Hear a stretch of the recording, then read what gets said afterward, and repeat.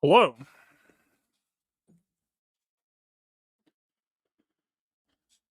Well, it seems at a glance like it's finally happening. The type of shit I was trying to train for, but I do not think I am fully prepared. We were fighting someone who pulls 9 GLs and undersizes everything. They are playing the game correctly.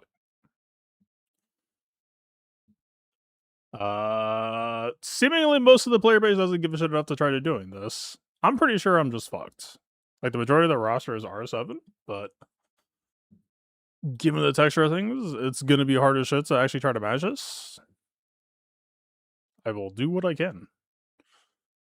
Admittedly, the Cheeser Killer training arc took a break this season because I got lazy as shit. Probably should have done that. Probably about to pay my sins for that.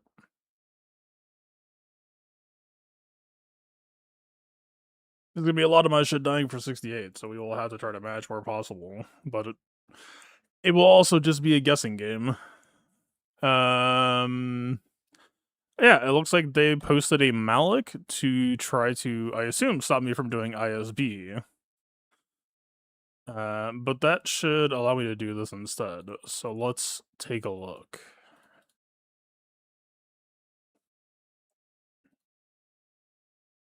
I think we can probably just stop here.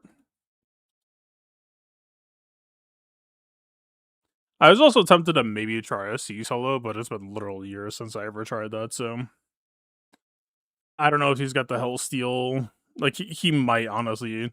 Even if it hypothetically did work, that shit might still be a 67 anyway, so yeah, I don't know.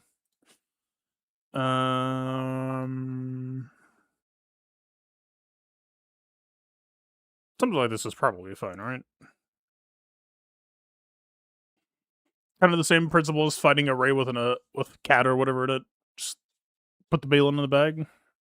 Thank you for the fear.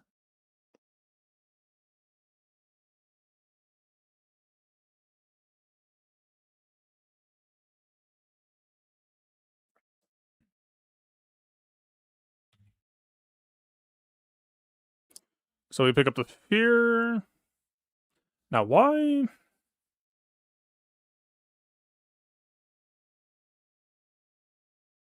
How come we didn't get any of the bonuses for being feared?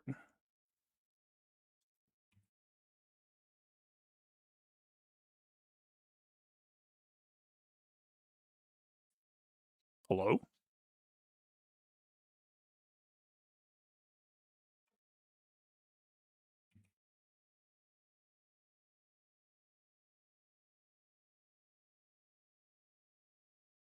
Does it only work on active application then?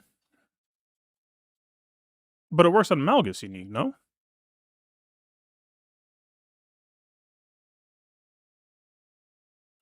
Weird.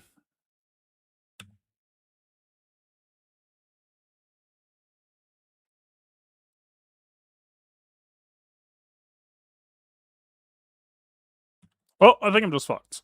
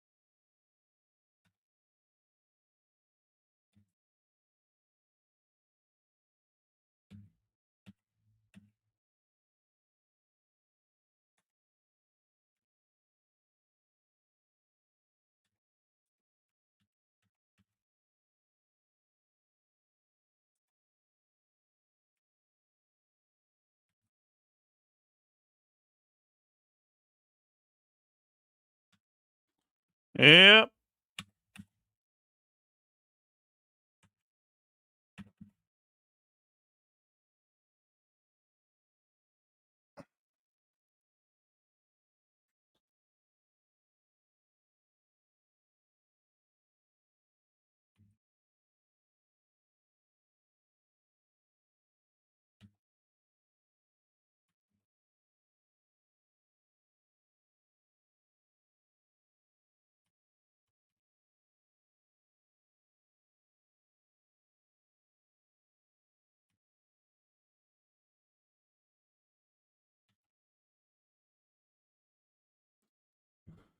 Oh, this sucks so fucking much. Why did it not work?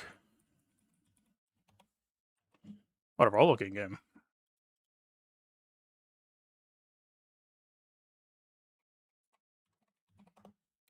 That alone could be the entire GAC.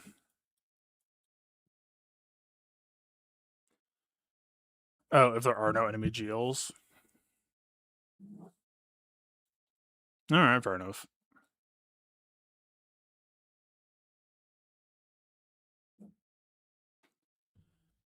But the...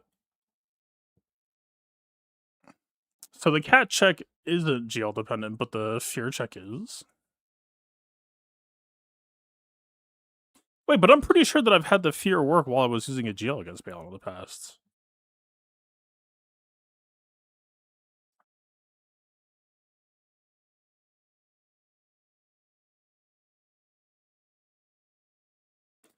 Oh, lovely.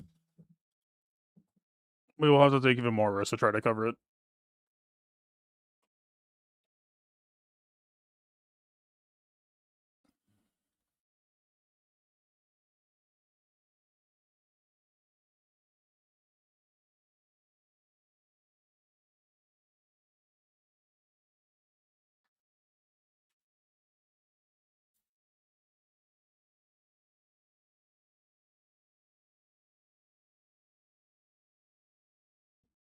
I don't know what my plan for Balin is.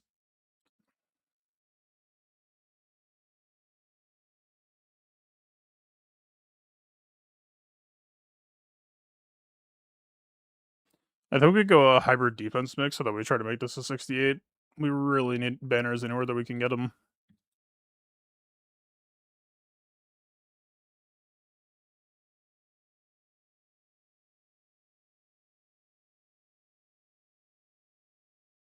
Though I don't know. I mean, would light side bulk? Well, we're fucking 2 There is no light side bulk.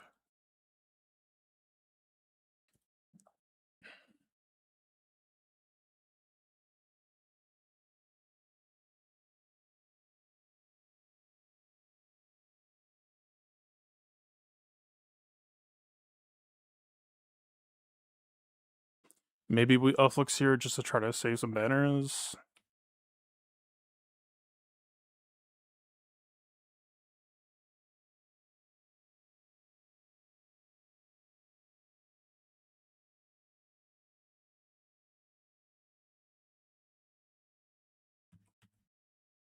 Oh, so much for banners.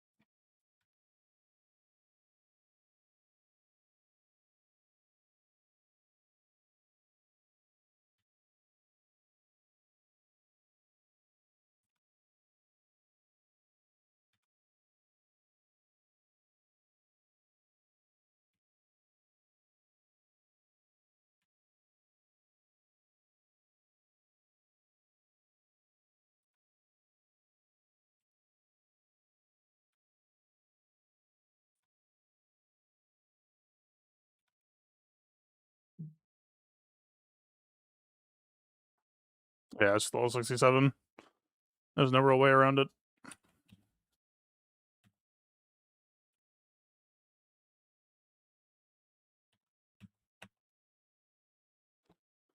No, my bad. 66.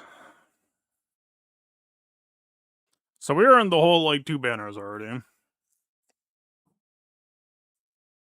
I don't even know if there's a way to pull this back.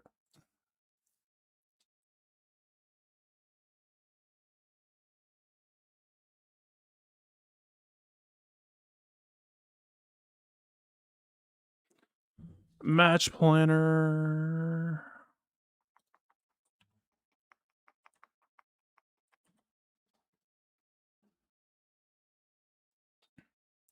We could do like a Malgus Bane versus Balin and never use Malgus here.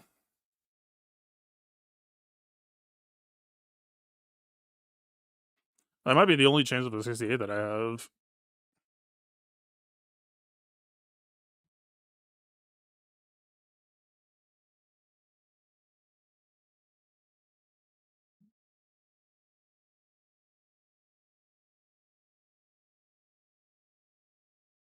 I don't think there's any way we could fear them on accident, right? It should be chill.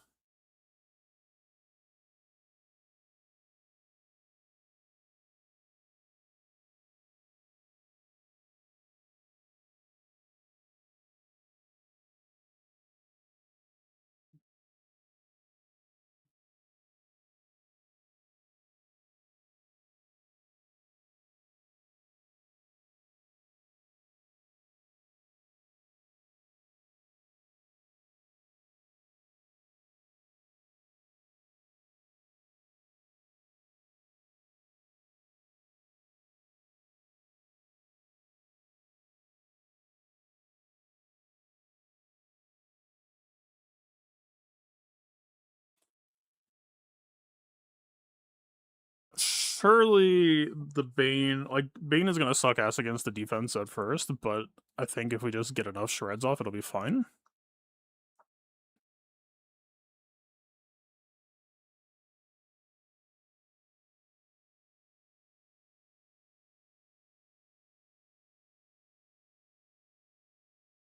Is ISV anything here?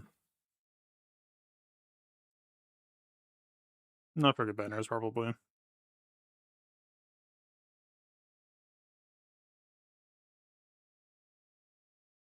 I mean, Dedra will cleanse off the doubt.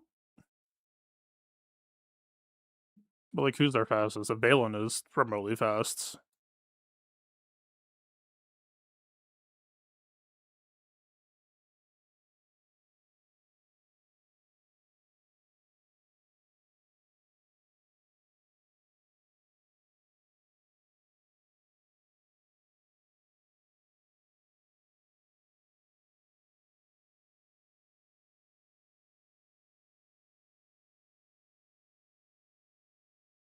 Man, we're floating so many Seth.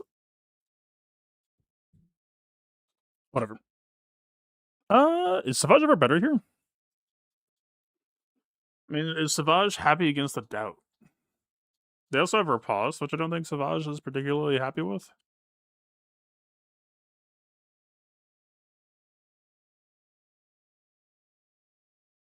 I think my Savage has always been on protection, too. Yeah, to stop, like, Padme Gideon shit.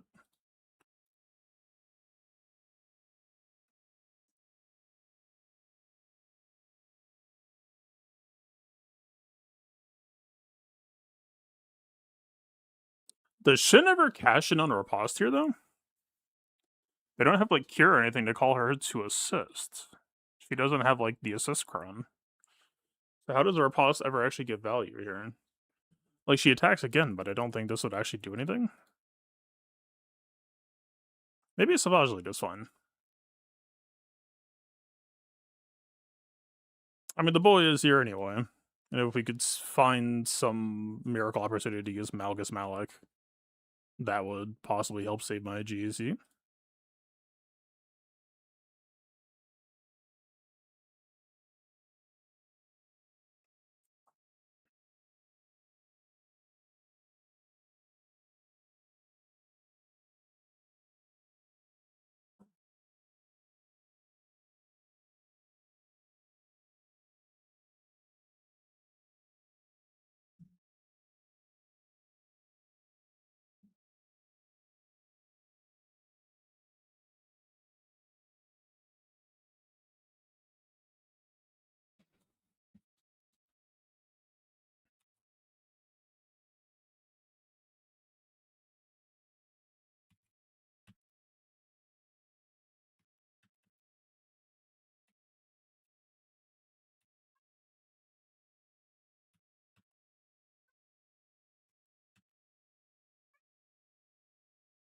Hi, baby B. Want to join us?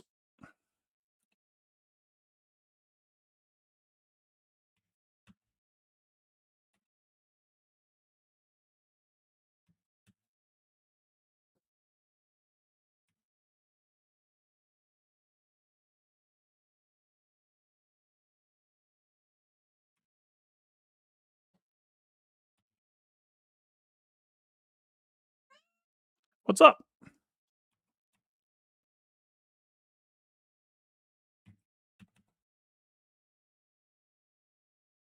We're in a hurry, my dude. I don't exactly have time to hang out at the moment, unfortunately.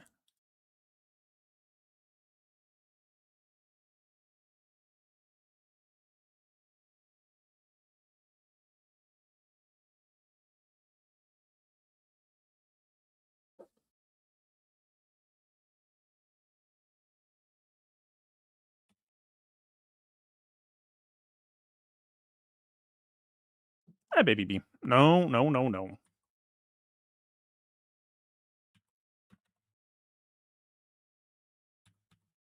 I think there just needs to be this.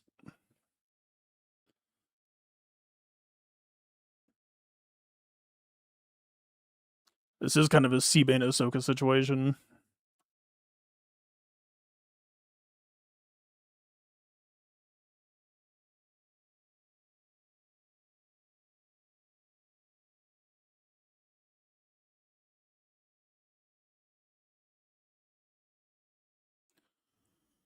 +3. Whether or not I end up missing Seabane, we shall see.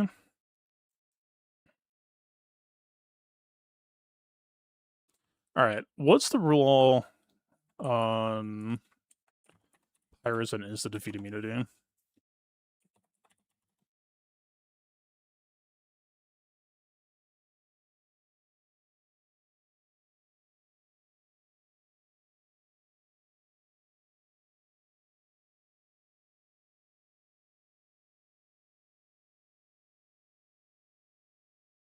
I feel like someone... Vane defeats? No. I mean, obviously we have Revive if we can get to it.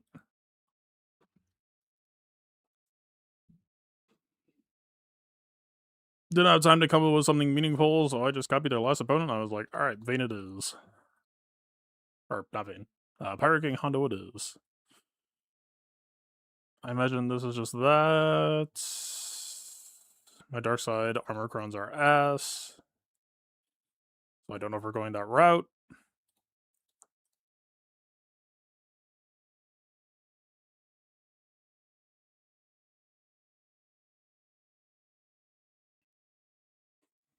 Is there anyone we can cut here?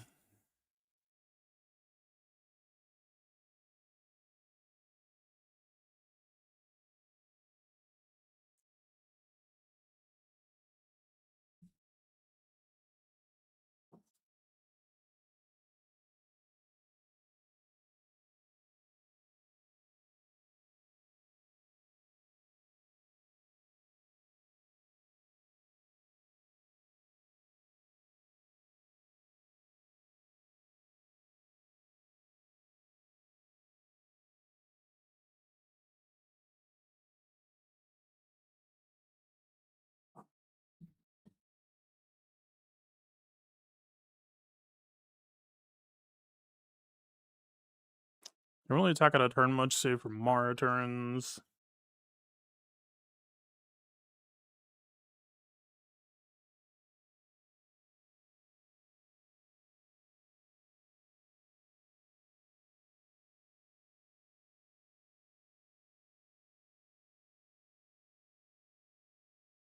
I don't know that this is offering too terribly much, but I'm not... I've never really held Pirate King Hondo for offense.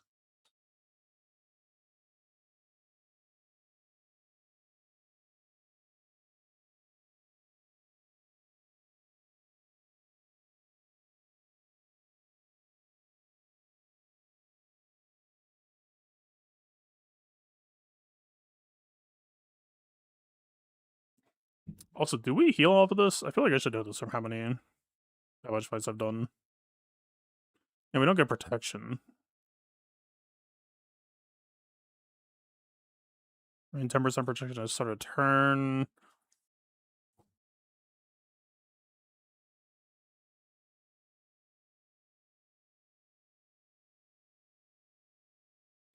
We'll see.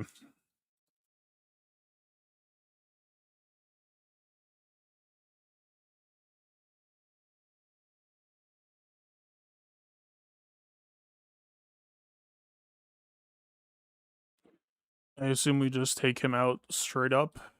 We don't have S133 on the assist damage, but probably it's fine.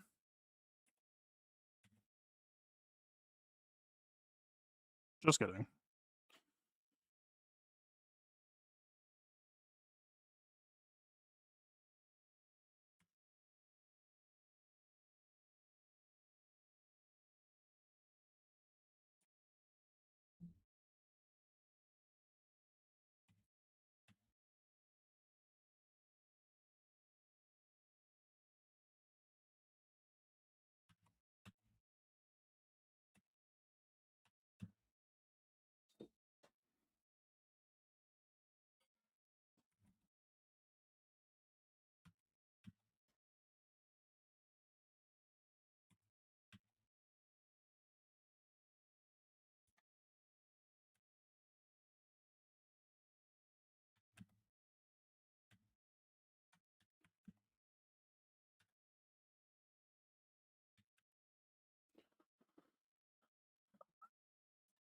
Alright.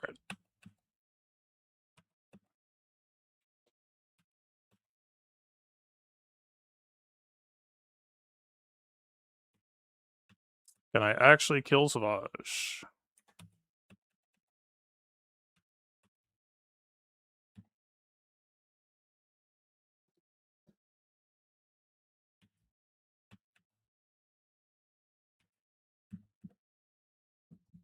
Okay. We're slightly buying back Balin.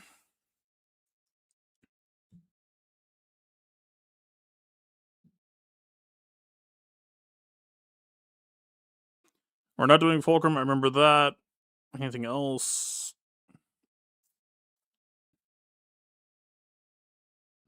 If it's not Fulcrum, does anyone here actually matter?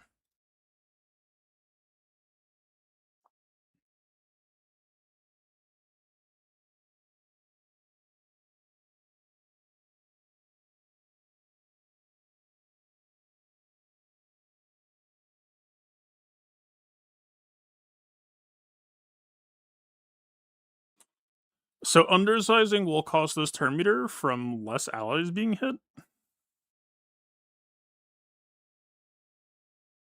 But if we go 5-man, we're definitely getting below 65. Like, 63 is best case scenario, probably. Has anyone tried to undersize? I mean, surely people have done it before, man. Has anyone just tried to raw-ass 3-man that shit?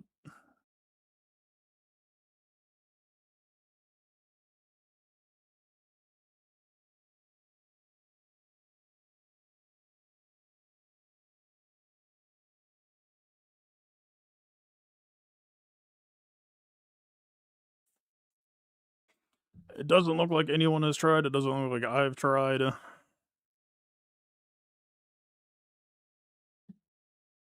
But, like, the difference between here and, like...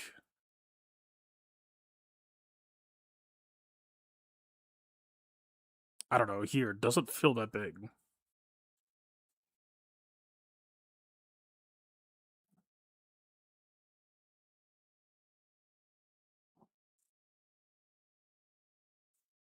I can just walk over yours? Yeah, but I'm sure you're aware.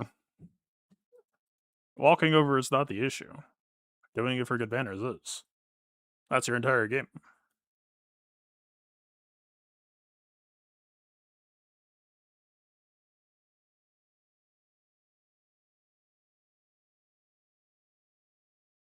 Is there ever a Saj?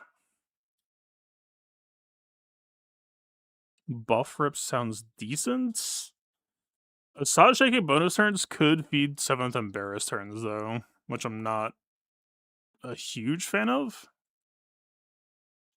Like, her first bonus turn would just immediately rip GI,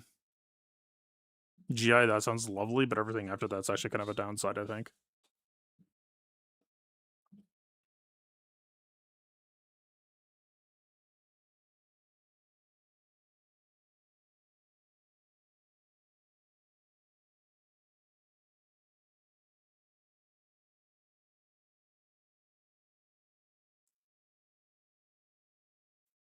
Also, our stats are kind of ass for it.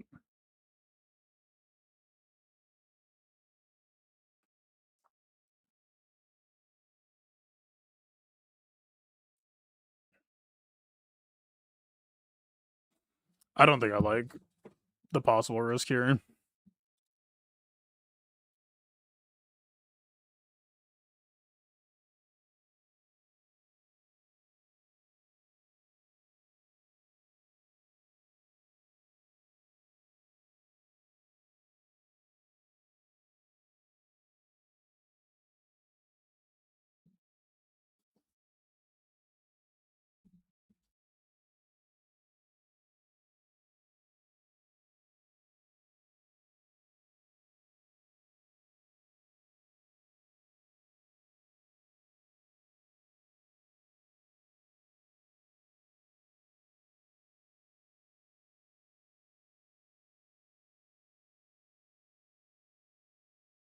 That protection defense card actually would have been perfect here. Maybe we just go this.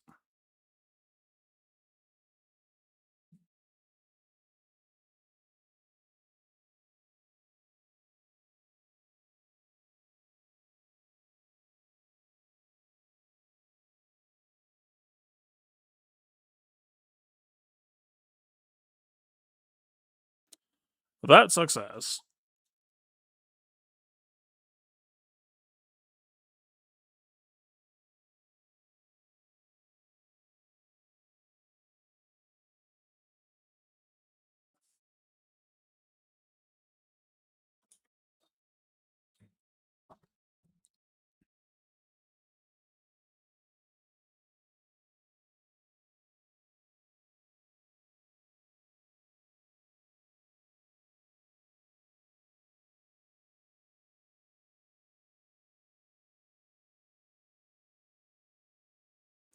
They got the buff immunity, so we didn't get DI.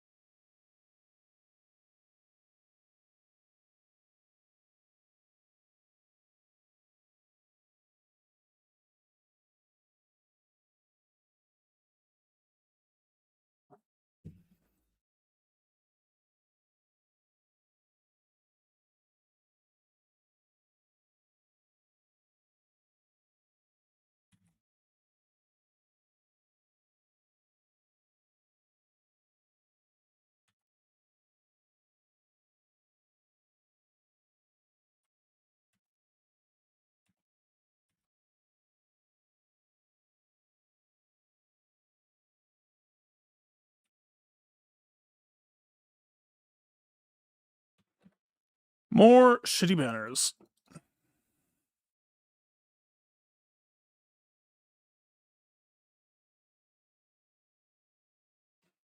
So I think we can probably cob 4-man here.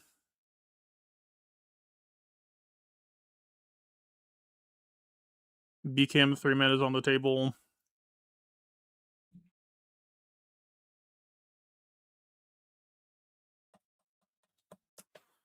They are not rocking crit damage stats. If I sacrifice the baby 2 grunt, I can maybe see solo this. That would be a very big gamble, though. Wrecker tends to always die.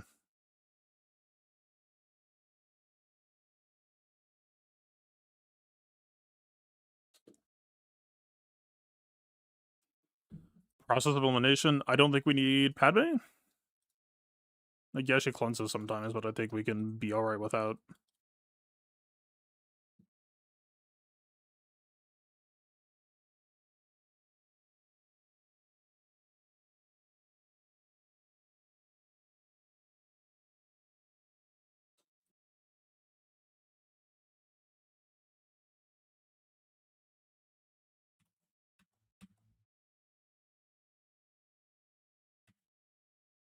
So this has just been a 3-man?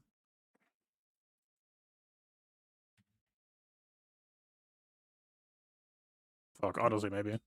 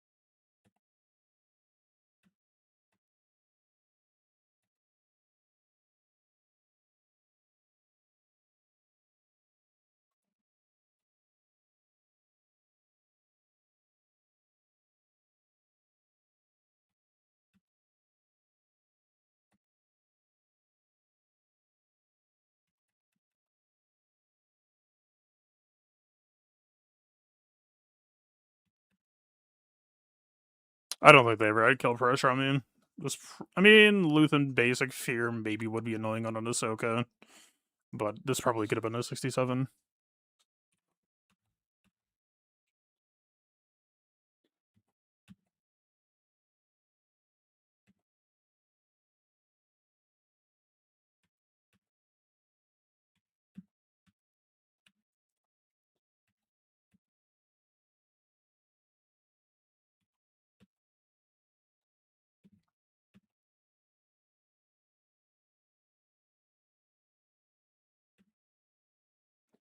That was a bit close.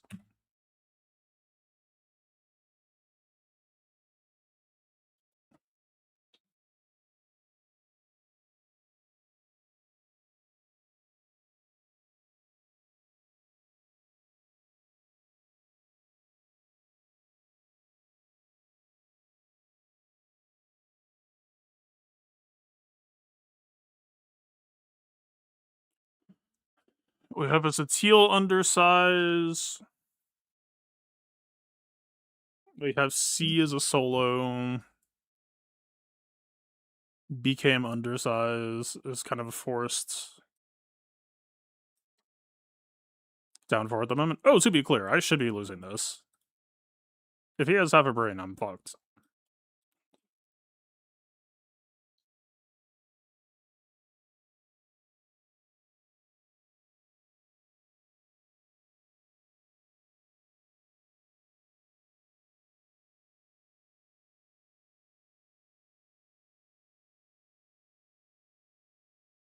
There's a reason why I was doing the Cheeser Killer trading art for so long. That was for this shit.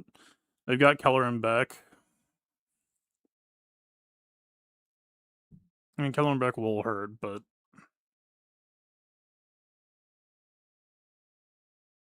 nevertheless, we are kind of just forced to risk it. Cobb could try to form in here, which leaves what? C solo, BKM undersize, maybe Cobb undersize into. And Bad Batch 2 will be definitely not a 65, I don't think. No, this would have to be like a C solo or a Satele undersize attempt.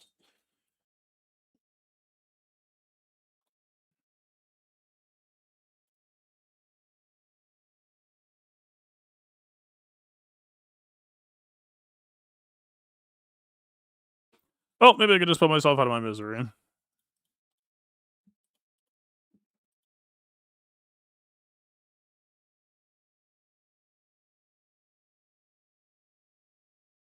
mean, we have Inquisitors, but I don't think. What would it even look like? Where would that even go? Wait, we didn't use Malgus. Can Malgus undersize and we save the BB2 Kron instead? Because that seems a lot more likely to at least succeed, but it might be a lower score. But if we don't use BB2 Kron on Stranger against Lumicron, that might equal a lower score anyway.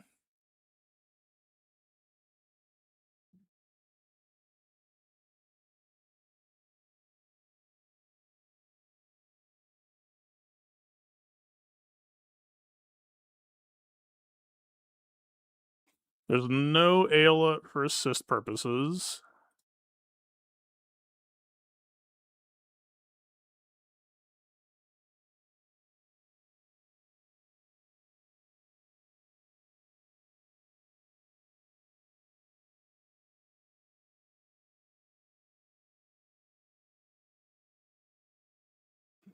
My best health run. Does Malgus Malik beat fucking Mace? I don't think I've actually played this matchup that much. I know plenty of people do it.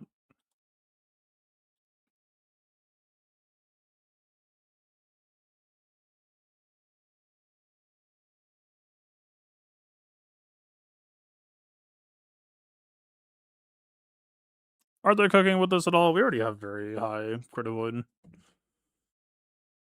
I kind of value this more, maybe. Wait, ISB undersize is also on the table. Not for this matchup, but...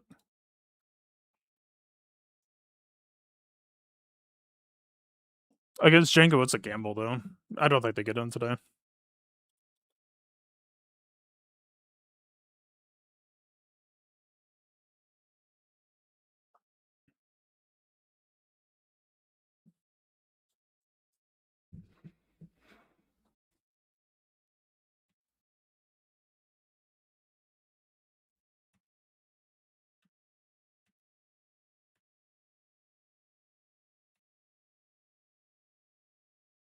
This foresight's a massive issue, though, no?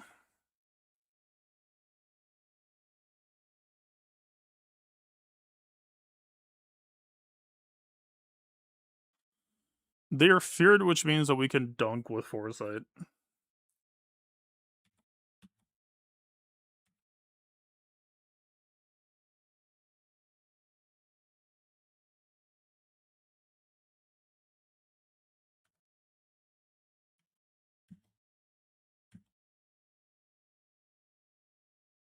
I can't say I'm thrilled about that.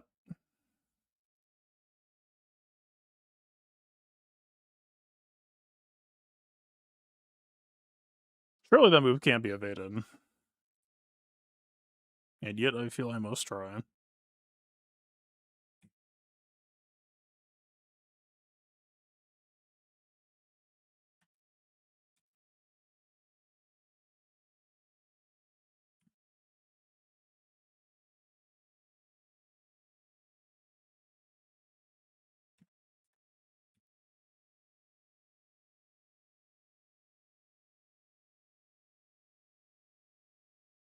I mean, you're the guy who reduces my health. Well, she does as well.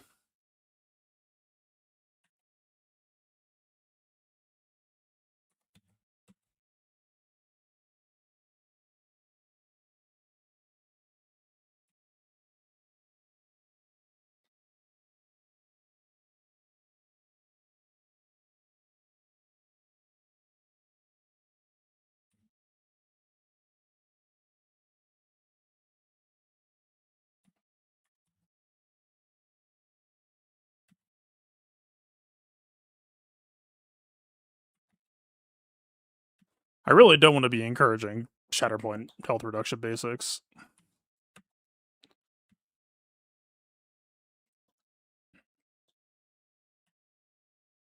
Were we one turn off last time? Third?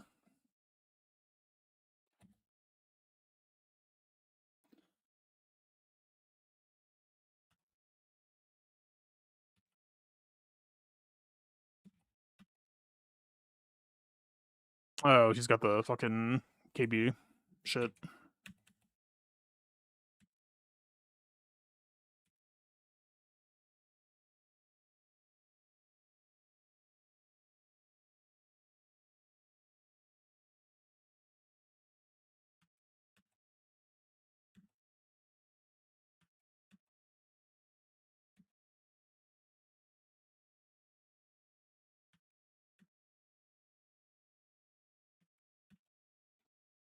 Alright. I had blind, didn't I? We save the drain for a heal as needed, surely. Spread off shock. See prior statement.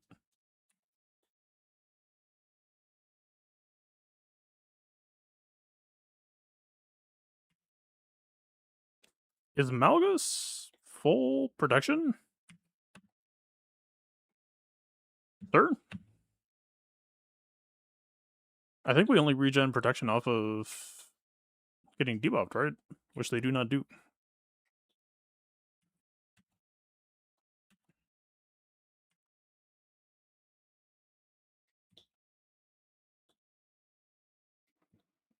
Edge it with the 43 months. Thank you, man. It's one there, but I can't find it. I just saw some regen on counterattack, so I think that might be what I'm working with. The one-time drain will actually be useful against Keller and Beck. Sure.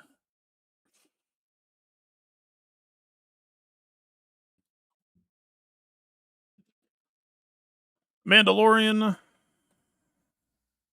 We did this, right? Fuck. This is probably the weakest point of failure.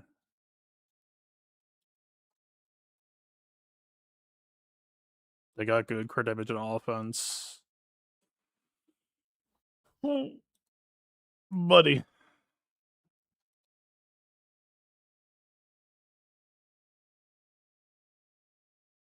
This hits. This does not. I think we're just here.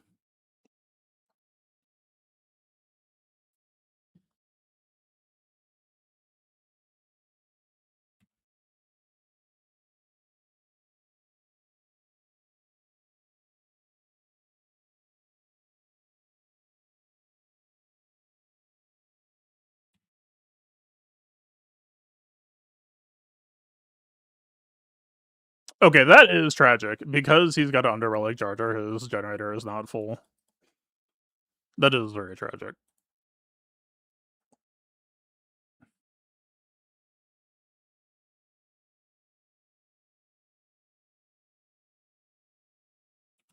I mean, she ignores taunt. Is there any reason I'm not supposed to take this?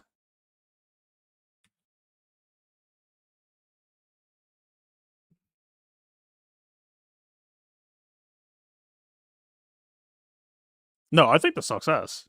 They're gonna die too fast.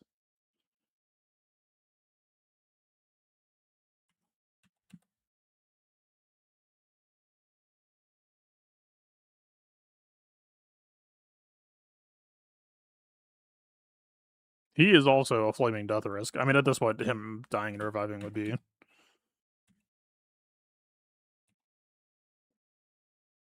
In fact, can we facilitate that? He might get death marked if I... low roll.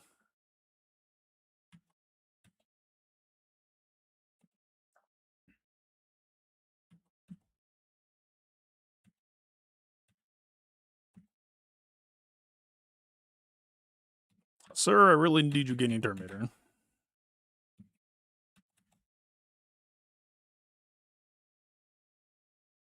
I really do not doing Blorkerblorg.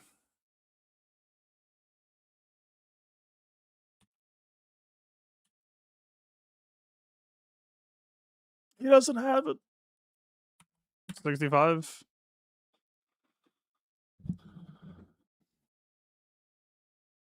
Okay, fucking...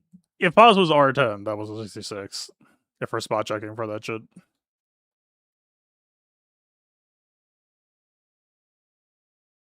Wait, actually, couldn't I have done... Okay, if I was on top of my shit, I would have said, okay, the Jar Jar is R6, so we could just do BK and pause 2 man.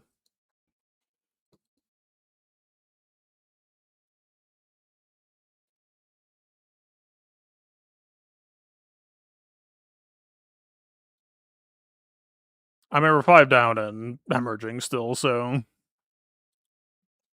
Hemorrhaging or just breaking even. It's pretty much what I expected.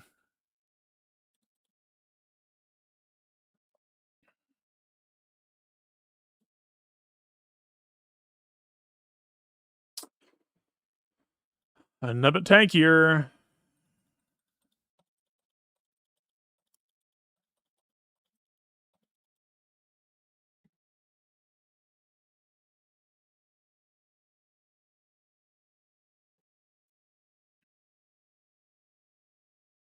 Do we win this as a Farman?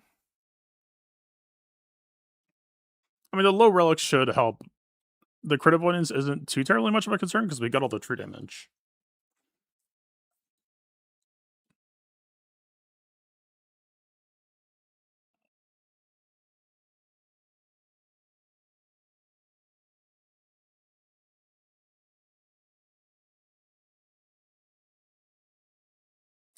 We don't really have a option other than this, though, no?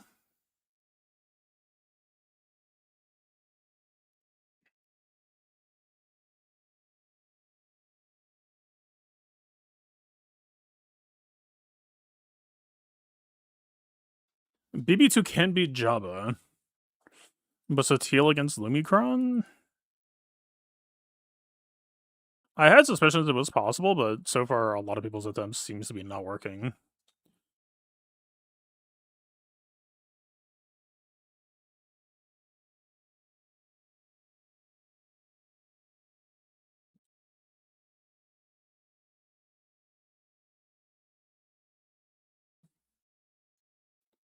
Isba versus Isba.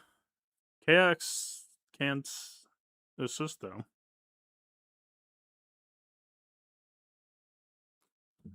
They will lose Deadly Blow for relatively quickly, but it's going to be a long way. I think it's an all risk. I think KX is going to be too slow.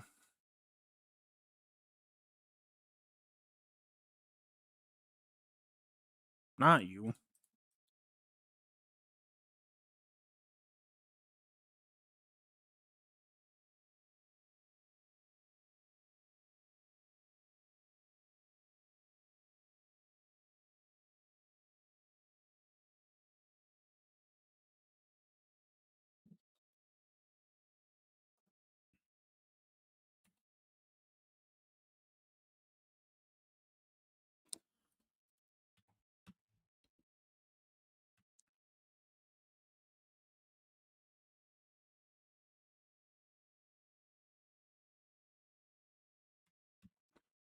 You're going to be the problem child.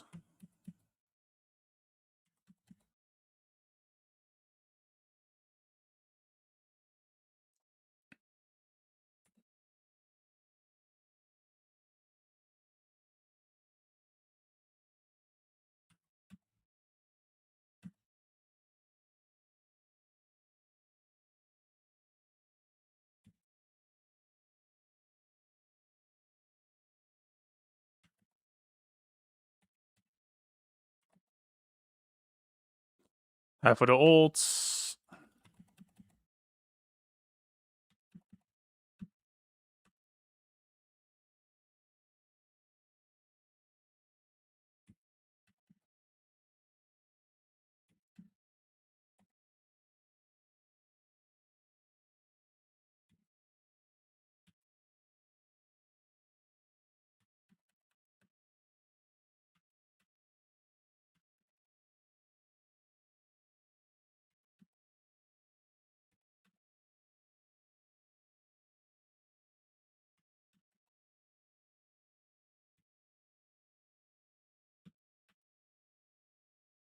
Wait, is that the race amount?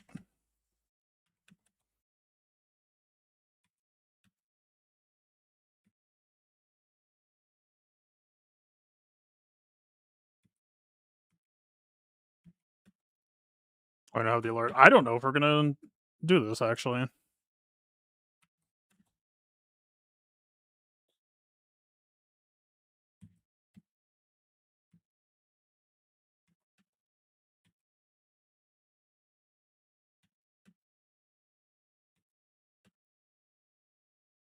I mean, it's a 65, yeah. We probably did. This probably should have been a 66. I just don't know COD that well.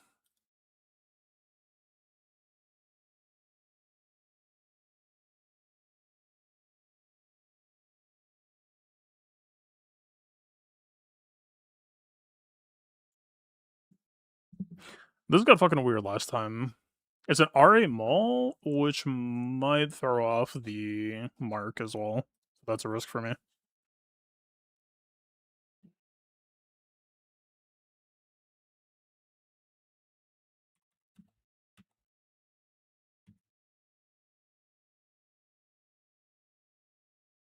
Oh, but it's not Luminara.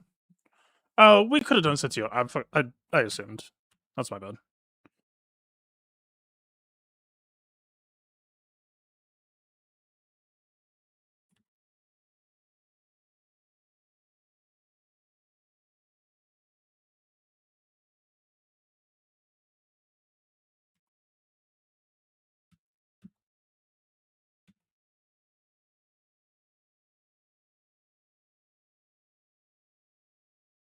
That will make this fight harder.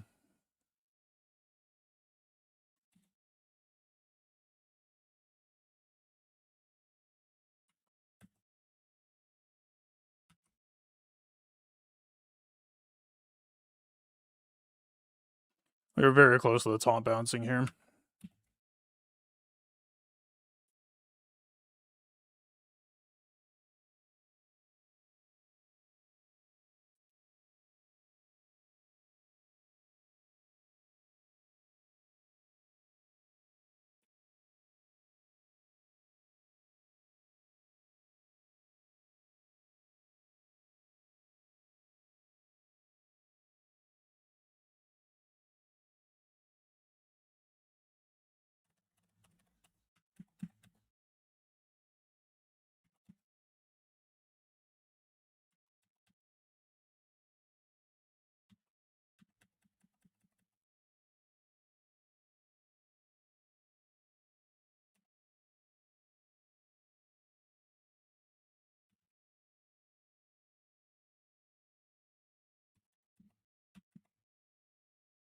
Okay. A 65 at least.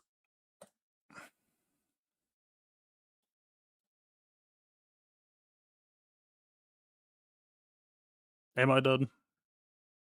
Oh, he's doing chips.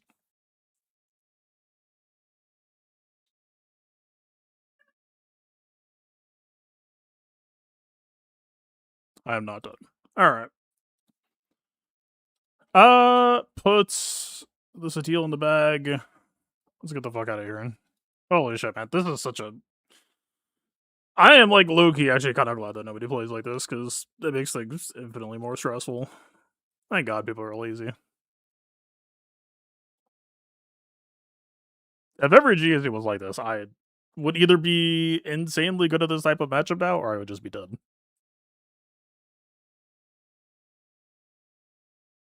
Everyone always talks about blood pressure when I do speed GACs, and I never minded it there. For better chasing shit like this? Jesus fuck.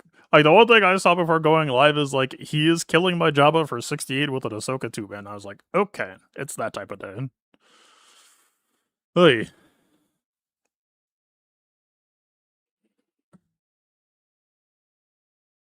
Watch this lose.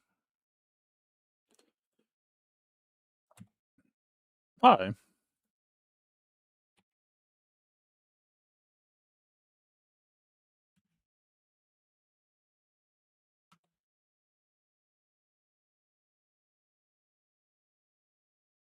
Can I have my protection back?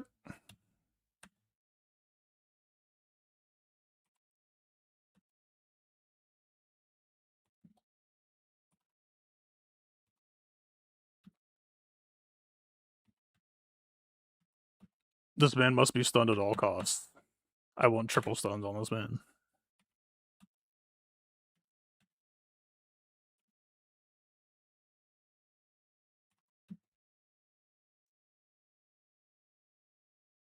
Didn't get there. Wait. Lovely. Yep. As I figured, they would gamble on Leviathan. Alright, if they did not drop that battle, would I have just instantly lost this entire match on the spot? That is the true question. Game of skill.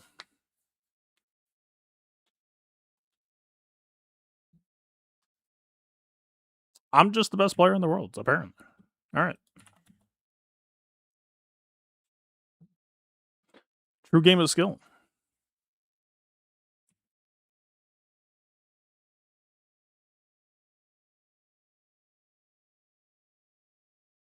Okay, but I still really know how to play this matchup on my head. I mean, surely we call Scimitar. I've done this once. Like a season or two ago. And we need to hit our quest, so I assume we push debuffs. Hit their dagger so that their dagger gets slowed down in tempo.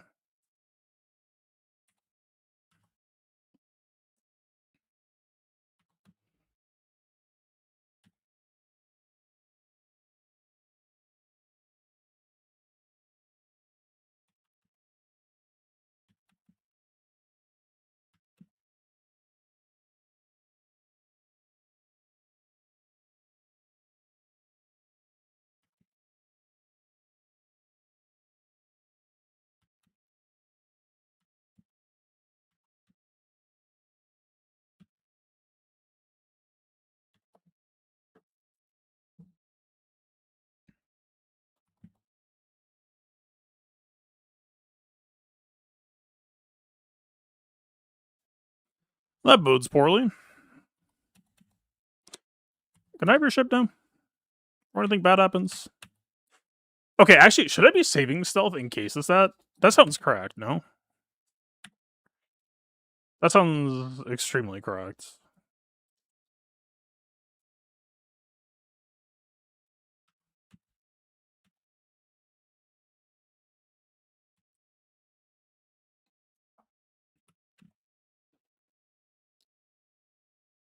Wait a minute. Wait, no, I did it wrong, I'm sorry. I should have done... Well, okay, was B28 taunting, though? If B28 wasn't taunting... But the dagger AoE, because dagger might have just made them taunt anyway. Yeah, we can stealth mark 6. Fuck.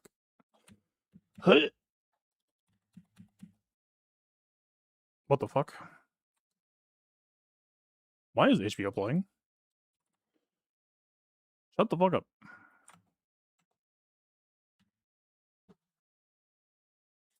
You stealth mark 6, so it's 50-50 with a hit mark 6 of the tank. Is that... Hmm.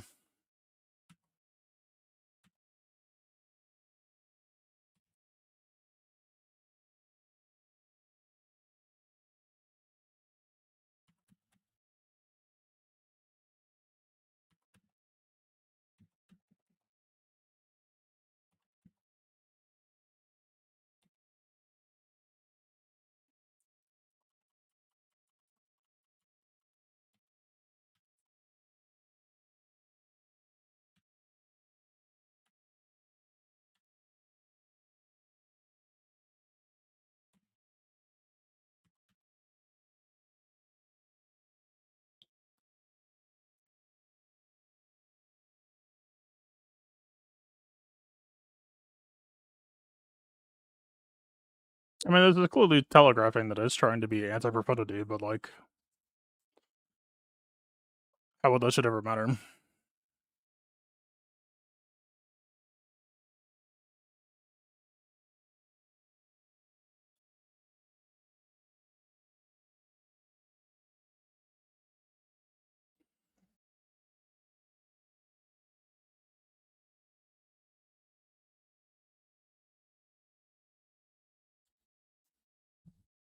Also, just because they dropped doesn't mean it's a free win for me. They might still very well just win anyway.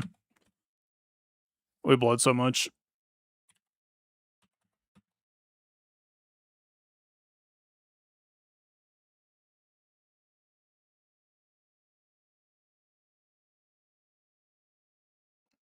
We tried this last time and it didn't work, right? Yeah.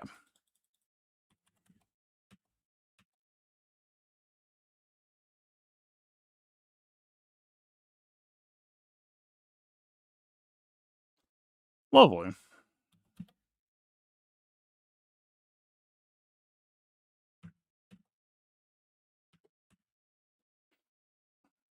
Probably just have to try Houndstooth here from now on.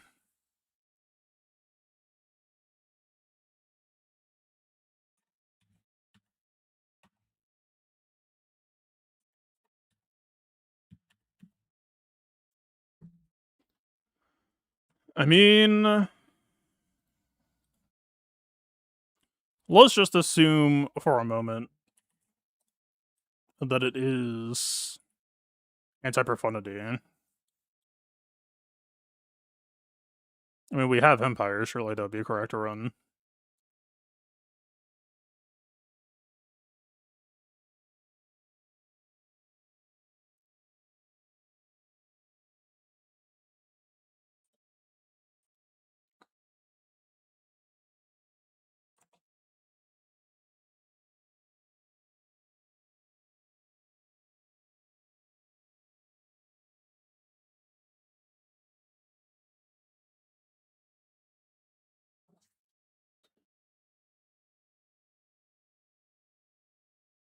Your opponent just started attacking?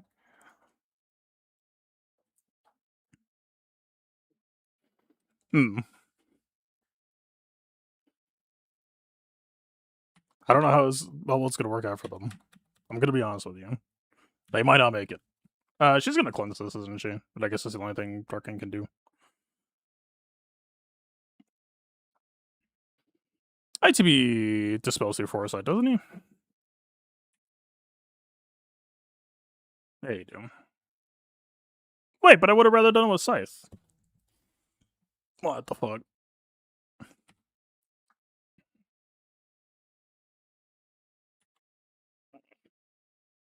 I need y'all to make more buffs.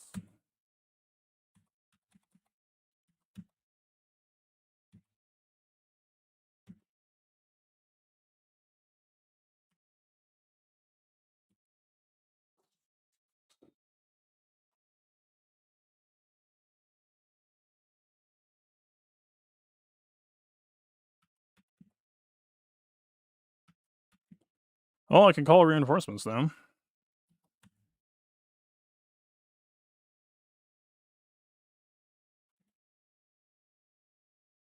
They have counterattack chance, right?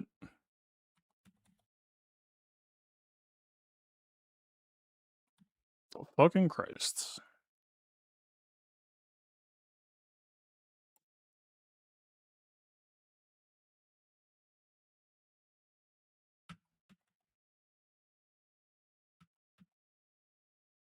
They do have counterattack chance, I am correct.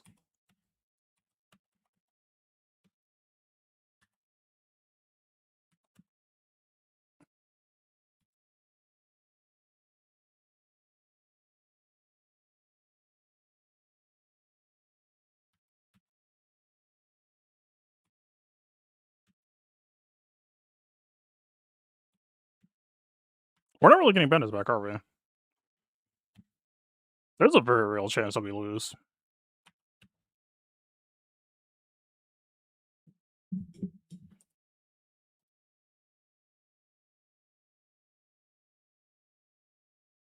Oh, that's tragic.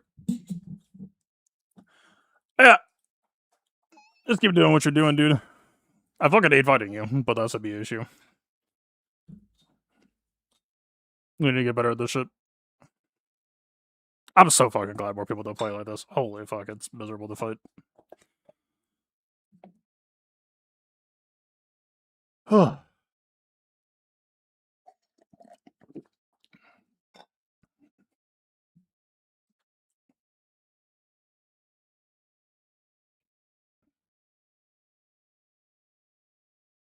Hondo? I don't know what the fuck it is. Pirate King Hondo? Ty's coming to the most GP at the end? Yeah.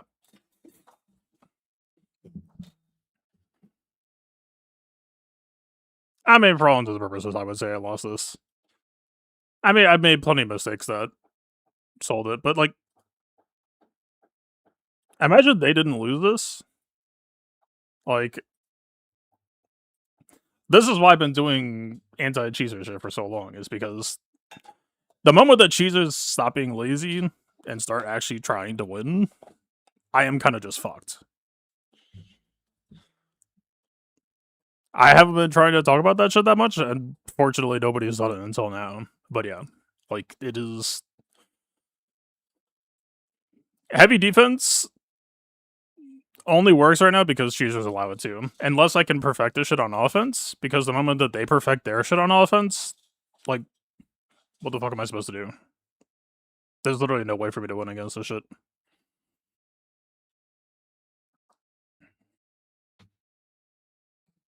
Like, if let's say we knew their board perfectly. We didn't have to worry about backwall, we didn't have to perfectly hold stuff.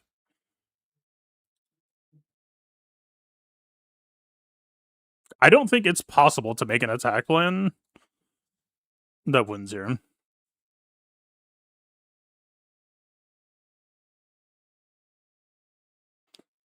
Like, Sadil +2, Balin cost me 3, so maybe I would gain 2 banners there if Balin was alive and I ran a 4th or some shit.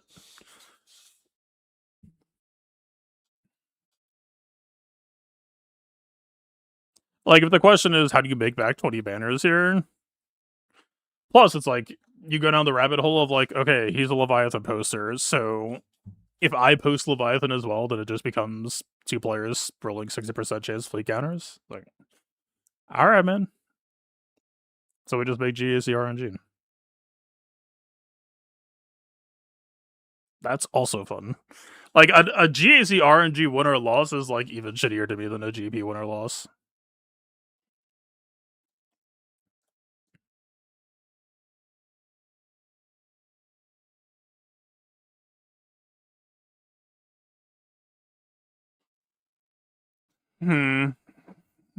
Could ISB have undermanned anything?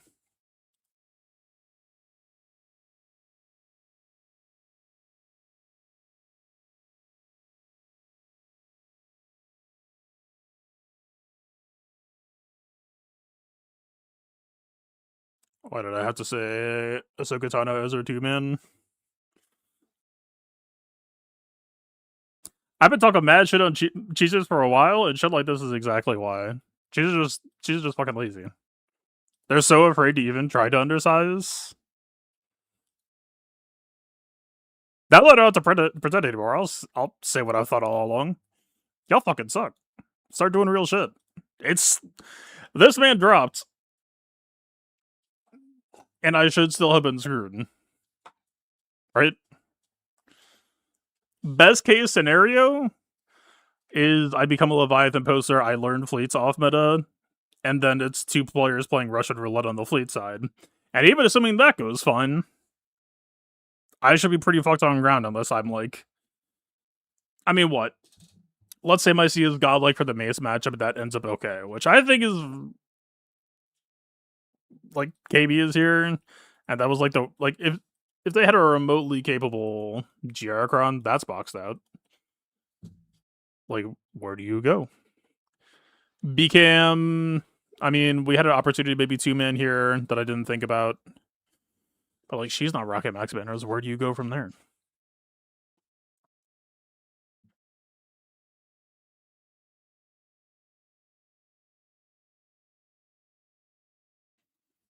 Most people are below soft maxes, including our characters.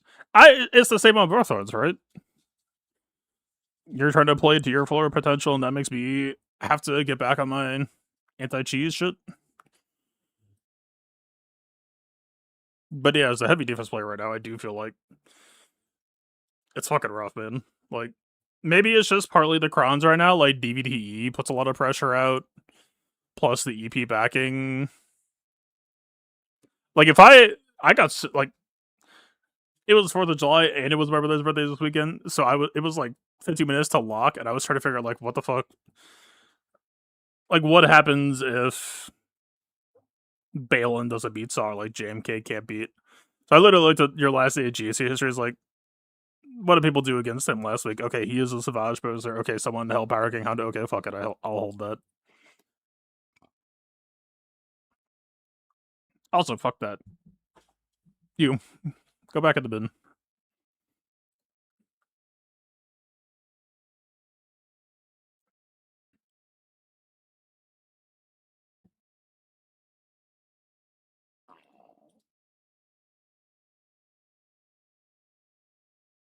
Well, the crowns are going away.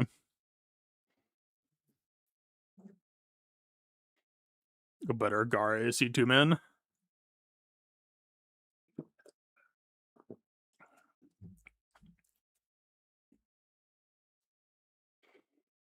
Part of it, I think, might be a symptom of Queen Amidala and Saw being on defense. And Trey as well. Those are like the big three for B team undersizing. Cassian might have potential to do it as well. This shit's gone, right?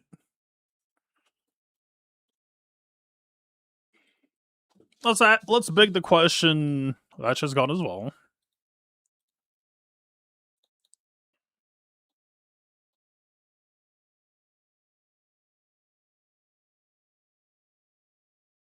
That's gone, but kind of gives a shit.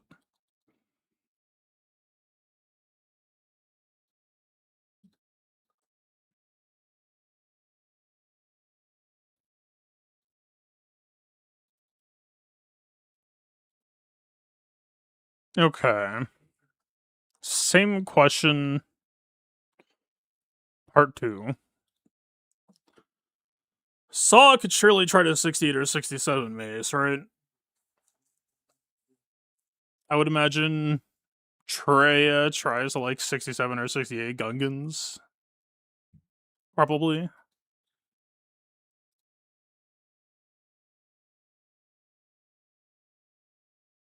Cassian will go somewhere. QA could like 67 here. Frieza Balin for somewhere else. That's really the takeaway here, isn't it?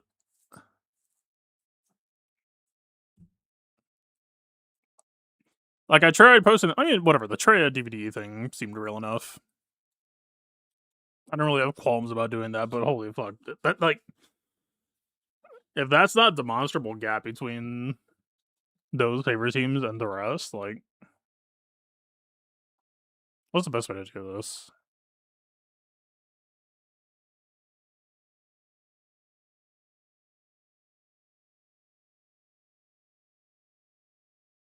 Yeah, I apologize for not looking at chat this much, but I knew that this shit was gonna be A, close on time, and B, should have been borderline impossible. I just hate to try to lock in. And for all that I did, that shit did not matter anyway. Oh my god, we need to clean up JML. Okay, honestly, okay, if we're gonna be about this shit, JML and Cal both need to be on defense sets, correct? Like, how is that possibly not true? Because the more defense they have, the more that protects their protection score. Like, there's a world where today, if I just ran like a nice, competent defense set on both of them, that might have been like a 68. That or like maybe we go fishing for Luminaria. You've drawn 2 matches this season. Yeah, I saw that shit.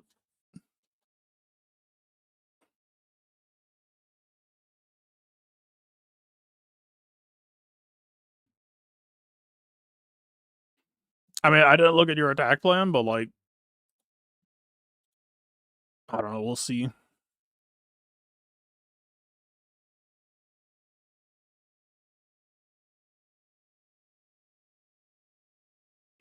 If I could backseat as a fellow undersizer.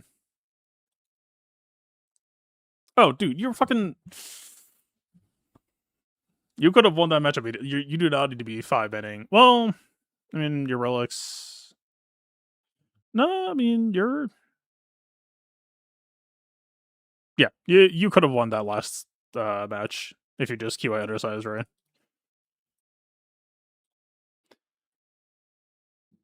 If your Caddy Moody is R7 or R6 or whatever, just he is.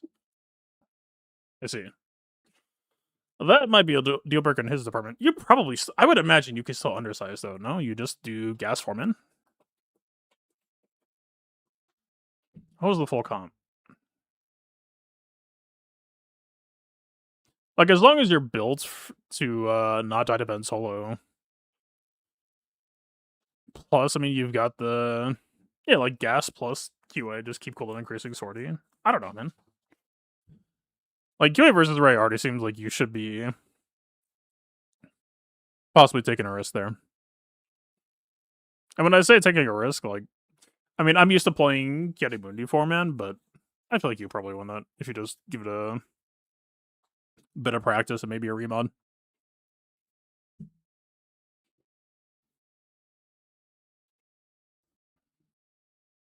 Oh, you're playing Exec versus Leviathan. I mean, oh, you thought Mark 6. That's probably why. A part of me misses Exec Leviathan for all this stupid coin flip bullshit. Okay, unironically,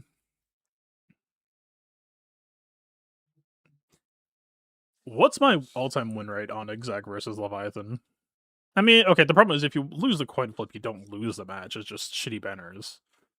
Exec just loses.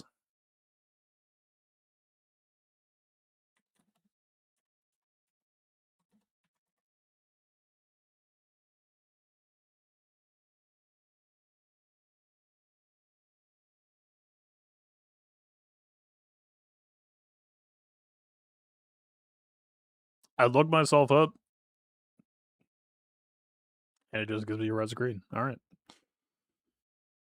All-time win rate, visible anyway.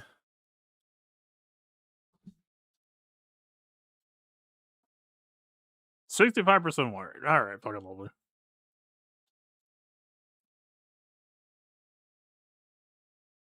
The number is the number.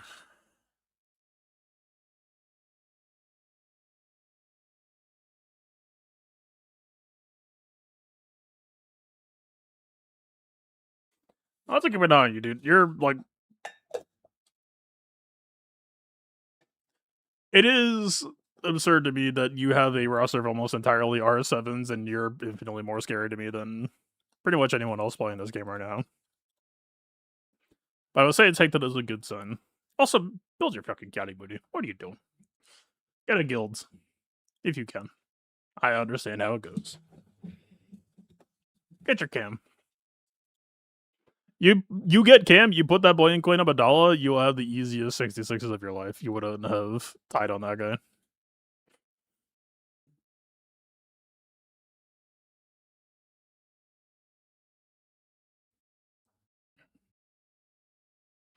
It was up to us. You had a oh, Sasha, right? How did that go?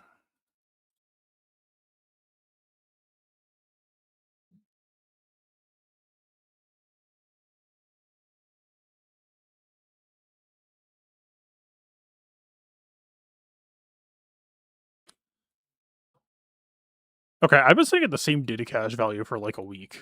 Is that correct?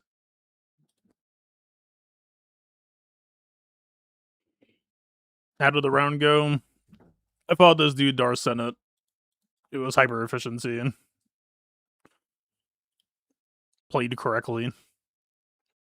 Ended up putting on a tie because they dropped a battle, and I did not. Yep. Efficiency Swoka is what I thought it was.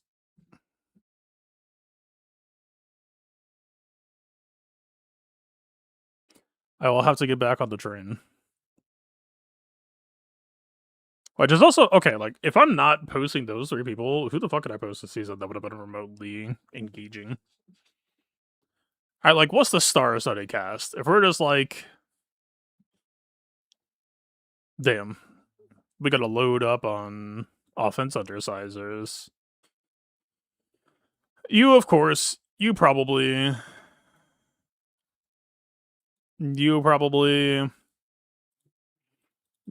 going to take some elbow grease and work to learn, but I would assume so.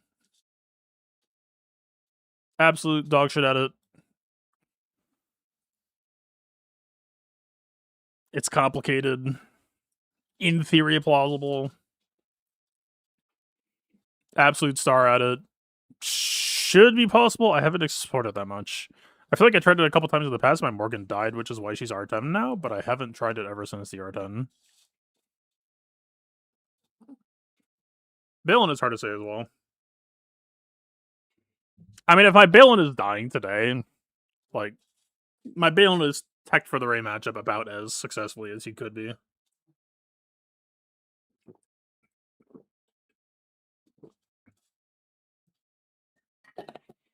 Although I did just do the 3v5 on a false assumption.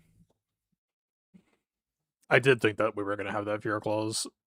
Probably would have made a different choice in that spot.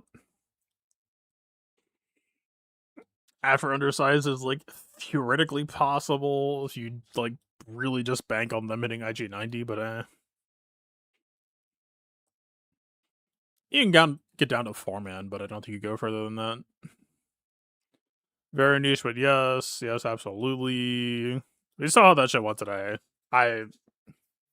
Malicus is probably going on defense next season anyway. That kind of has to be true, right? I would be shocked if it's not.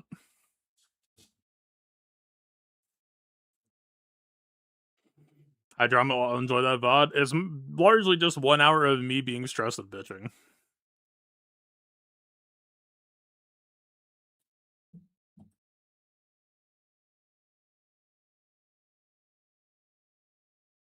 And then, yeah, we're applicable. I mean, Malgus Malik did get it in today.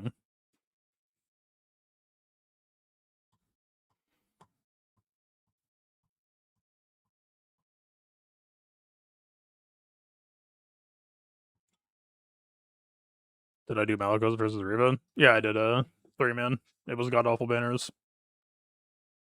Your 7 sister removed her meter on Malikos, so I waited like. My Malikos didn't take a turn until like turn fucking 30.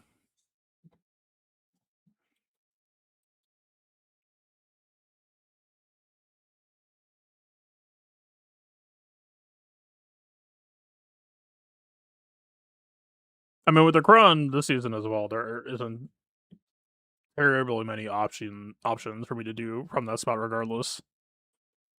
Like, if I don't do Seer, who would it even be? If I just do Bane there, sure, maybe, but like, pretty good chance. I mean, it has to be like Malgus Bane there. I did it on. No, I did Savage Bane against Balin. I mean, that did work out.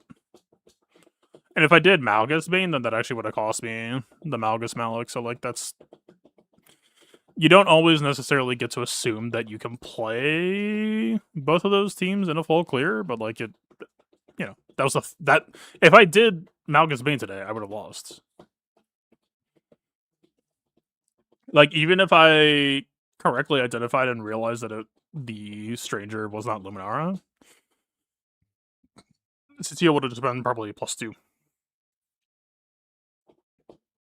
So it would have made up for missing 68. Like, what are people even using against their sister? That's okay, we're not holding that shit. Queen, we weren't holding that shit.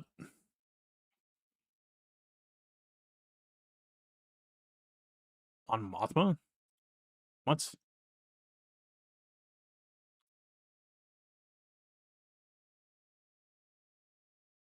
They are. This is a cheater. This is straight up a cheater. Lovely.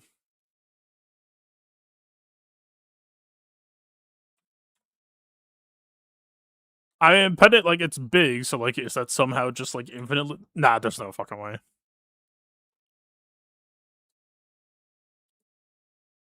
Well, if I APK, then I will have an off-meta option.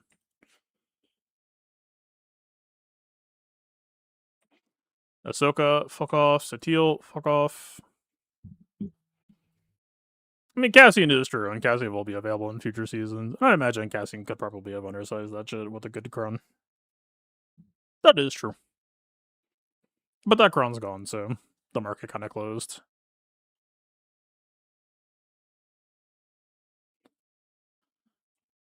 Bane, go away. Treya got a 66. People just aren't. There's just no data.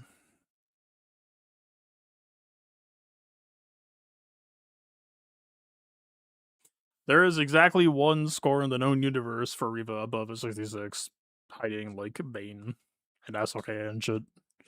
That's just one Treya 66.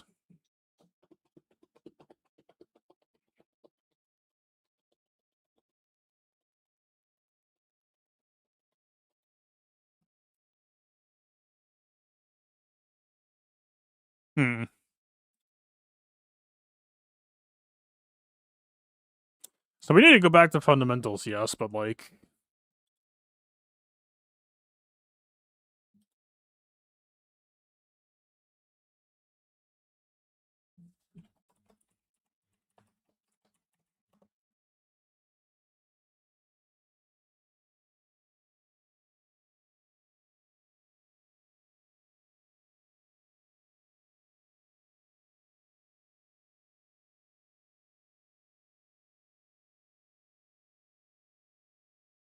So if we're doing shit like Mace, this might be correct, just to have Charity at the handcuff.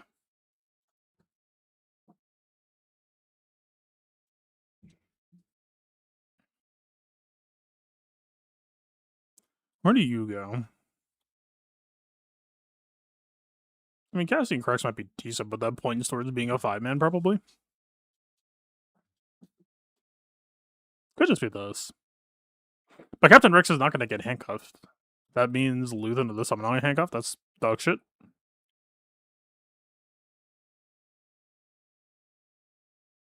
I think I like Chariot here.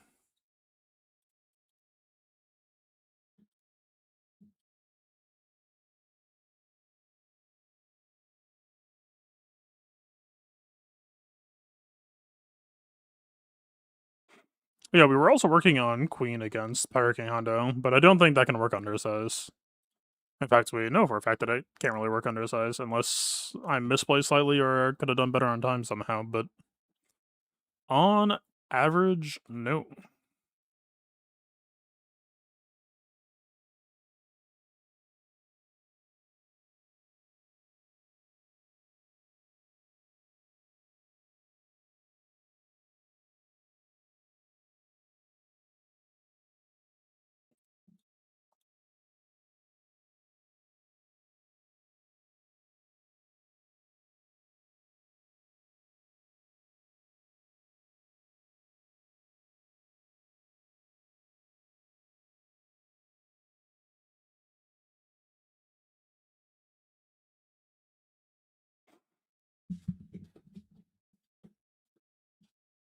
Meta pending trending towards a 3-man for Sateel. I'm just trying to include extra people just in case.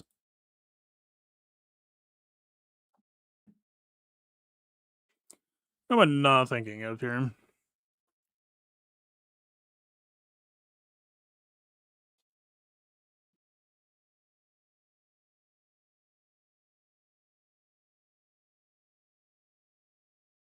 I mean, BKM and Cobb have designated counters that they can undersize, but they aren't really undersizers, if that makes sense. They just get to do it sometimes.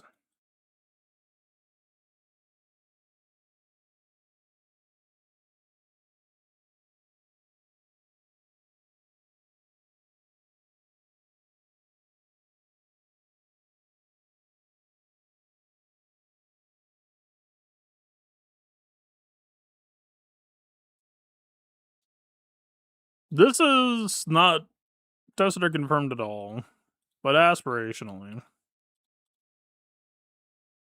Well, okay, that's kind of backing on Partagazcron, though. Without Partagazcron, I don't know if that's as real of a hope. Also, we're... ISB versus Ray should continue in 33, no? Is there any reason why that shouldn't be true? Once Partagazcron goes, I imagine 33 will be way the fuck harder. 5v5, I think, should still be fine.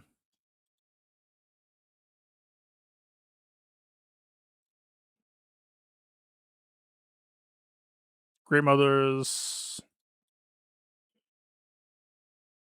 I'll just put the full squad because I think you just kind of carve off as required.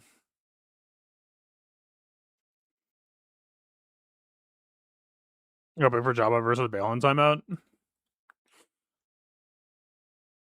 I just threw something back on defense. I just needed to fill the board before the round began. I like the funny thing here is I'm not a Java holder normally, so that thought never would have crossed my mind. I do not play the way Cheesiest plays, so like you're teching shit that like Yeah, I don't know. I get what you're saying, but I would not have done that shit. That shit would not even cross my mind as a possibility.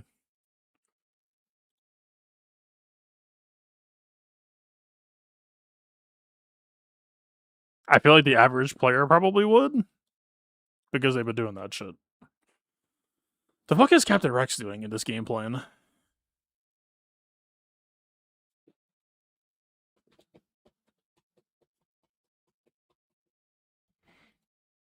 Is there ever a world where, like, sometimes you just run Cassie and Clea Crex 3-man? Or maybe there's a world where sometimes you cut Clea? Is that true? Maybe go Crex over Senta.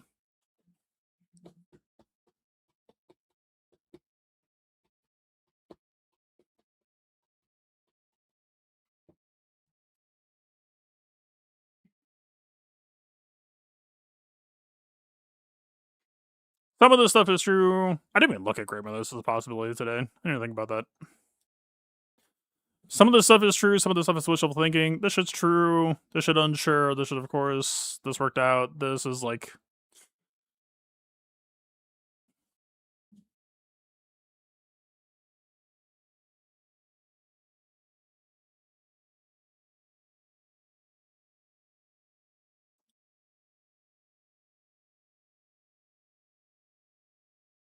This is probably more correct ordering.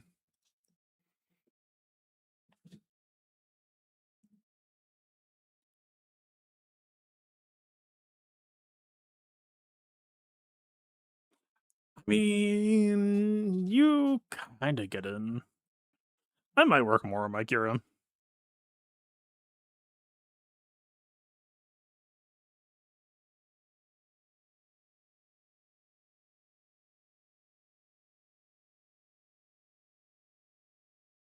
I kind of need to put Hondo back on Pirate King. Like, if we could just go here.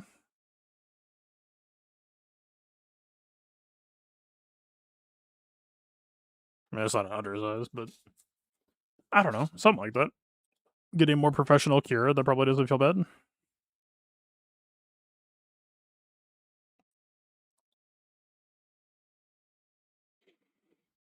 So for Bad Batch, in theory, Omega, like if the Omicrons are on, you could cut Omega because Crosshair just assists anyway, no? He just becomes Omega at that point. Detroit become Omega.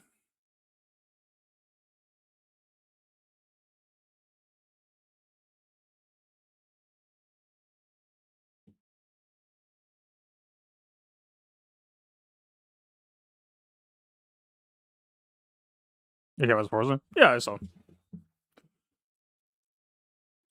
I would try to fix that if you get the opportunity. He is a pretty good boy. But yeah, I still think you could have like I don't know, do you in a case where you have QA versus Ray, like if you have gas, you have health reduction on Zalbar, I don't think you really need Echo there. You have inevitable attrition. It's just making sure that you're modded correctly to not die to Ben Solo.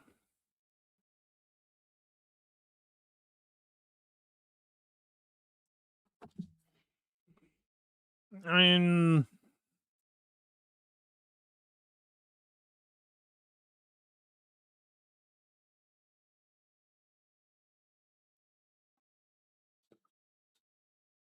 oh, Jedi Vader.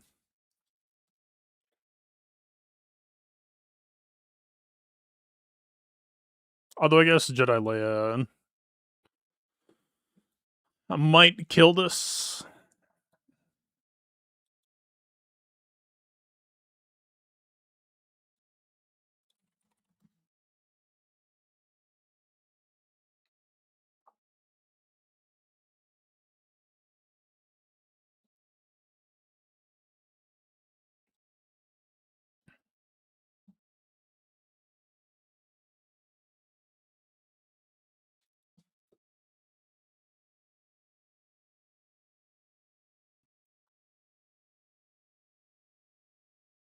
Seer is just fucked, man.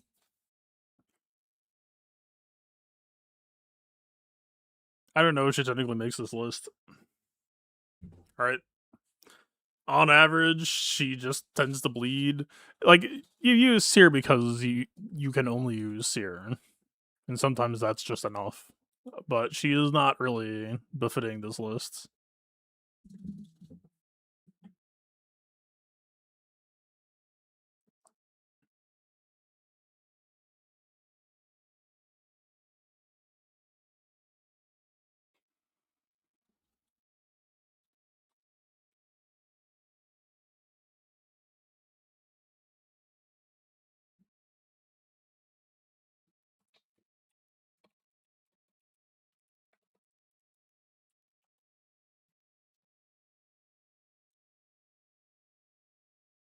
I guess Malik technically falls into this category as well.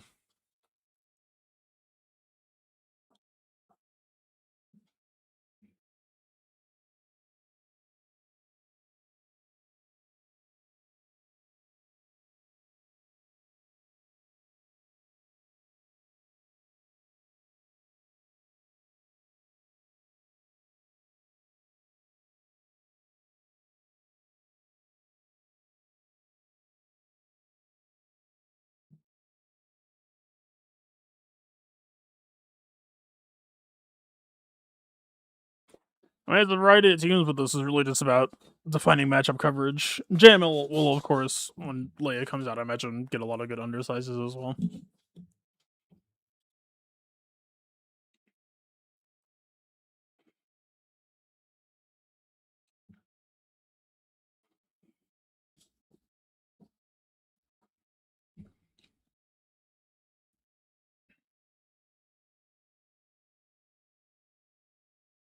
Well, next season is going to be interesting, man. Not necessarily on the efficiency side of things, but like learning to play Cassian, learning to play ISB. I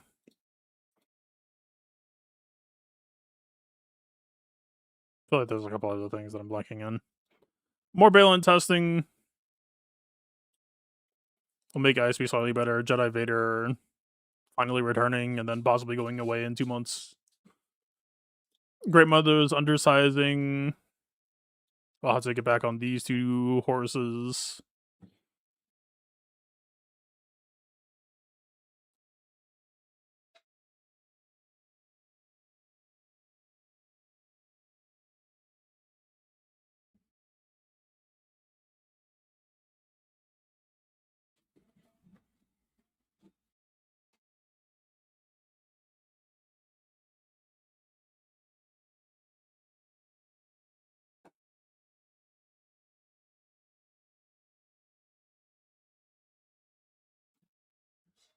I don't know, man. I feel like I occasionally keep running into spots where it's like, yeah, our 10 pause would have mattered, but also she's just so rare to actually get spots where she feels like she matters. It's like, yeah, he's a tank. He is the best R10 user. Also, I should not be spending. I need to save. The horde must continue. Who should you push Relics on to be more annoying next season? I mean, I would just... Let's see. I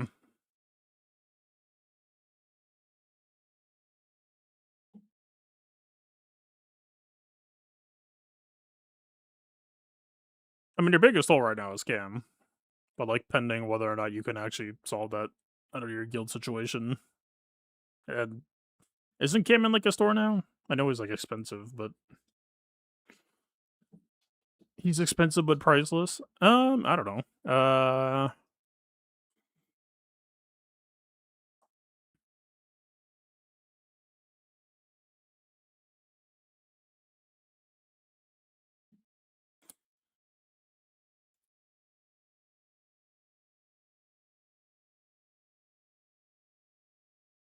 Well, let me put it this way.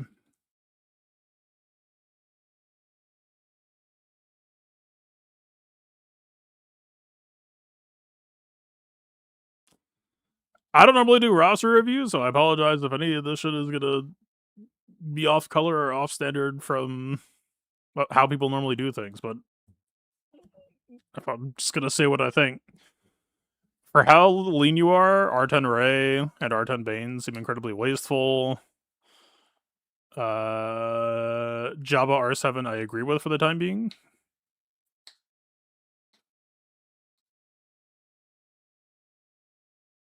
Let's see. Well, so surely there's a question of looking at your attack plan and possibly plugging holes as like first order business.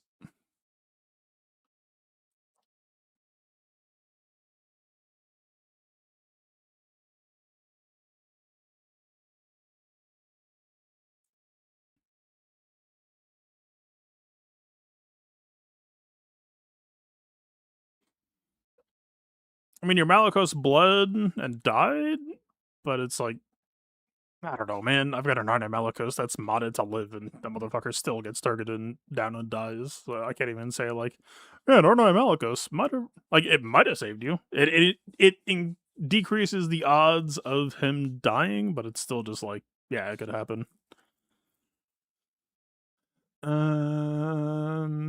Should I be doing this in game instead of .gg to myself? Perhaps. Oh yeah, we could do this then. If you care about Grandmothers versus Ahsoka, Spirit possibly stands out. I mean, alright, it is like the attacker typical breakpoint, but just immediate knee jerk.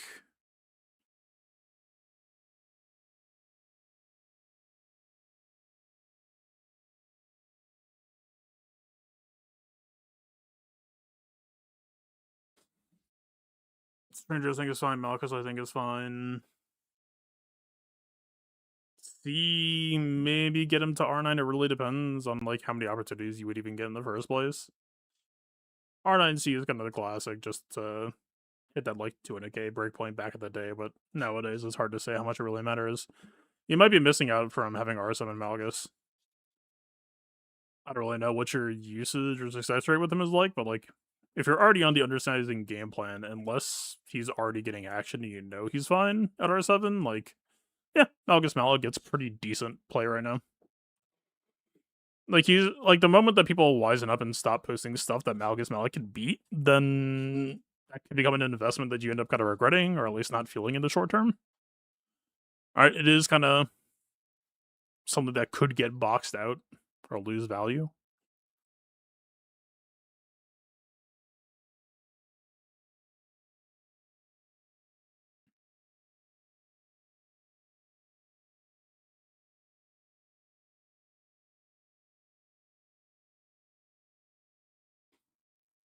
I mean, Bad Batch are good, but Bad Batch don't tend to be an efficiency team. Bad Batch tends to be a value trade team.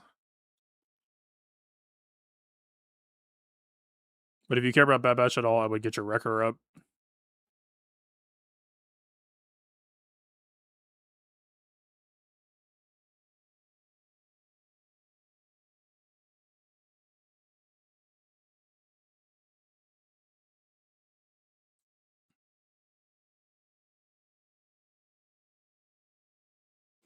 I don't know. I mean, I guess it like a lot of this really depends on like how committed to undersizing are you versus like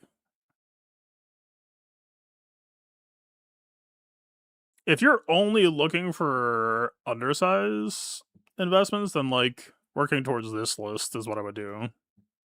This is at least the stuff that I've devised so far.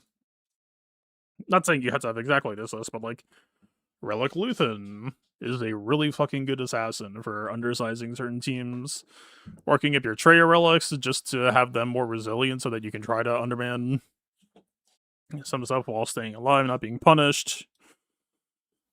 I mean, steal undersize, steal undersize. QA, you're already pretty much where you need to be. R10s are on average just luxury. Like, Master Qui-Gon uses R10 exceptionally well, but the man is going to close out whether he's R9 or R10.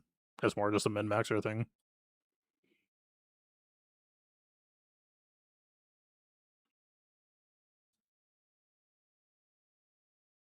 Yeah, I don't know. I would just use relics to round out.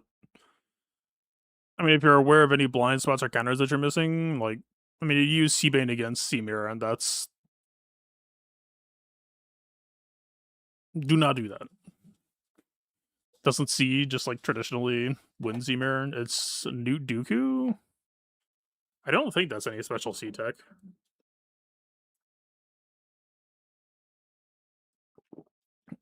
Like, Bane absolutely was always going to get zapped there, but if it's C solo, like, what's the worst that happens to you? They've got the ability blocks occasionally, but, like, I don't even think you need to ult that fast. I think you kind of just chill in the pocket. Let your mastery wrap a bit.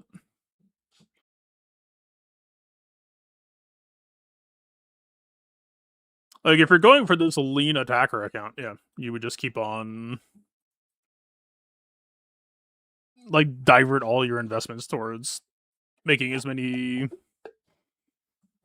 lethal high banner attacker teams as possible, because the majority of players aren't going to know how to play efficiency to begin with. Secure your offense and then look for opportunities to invest in, like, banner traps on defense, but I mean, with how things are going right now in the current meta, like, you don't really need to invest them for it to still just be a trap. Right? Like, if your Savage is too squishy, your Luthen's not spicy enough. If you really want, like, R10 Master Qui-Gon might lead to opportunities of, like, 67ing QA versus Ray in some spots. Like, that might be decent. You know, Ray Ezra is dead, so R10 Master Qui-Gon does less, or is less important.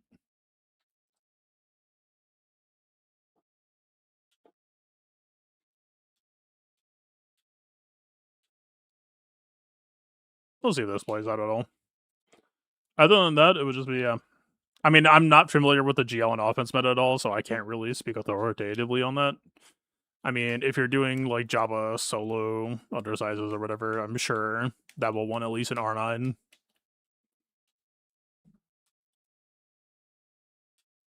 JMK. I mean, you've got to run R9, right? But yeah, I would just say get more bold on JMK undersizing. I saw a few fights where you were doing 5-mans where you absolutely did not need to. The Saw Cassian is a pretty good example. Like, I'm pretty sure JMK can 3-man that shit. I'm not sure I see much reason why that wouldn't be true. JML, I will have to experiment with seeing. Like, at least my JML, and I would assume a lot of people's JMLs are really quite lazy right now. I feel like if I took him seriously and gave him good defense mods, I feel like he would become a more competitive undersizer. Because it would become a lot harder. Maybe even a Critify arrow. That's maybe crazy thought, because we do like having riposte lessons hurt like hell, but I don't know. I mean, do I have like a CA arrow with high percent protection?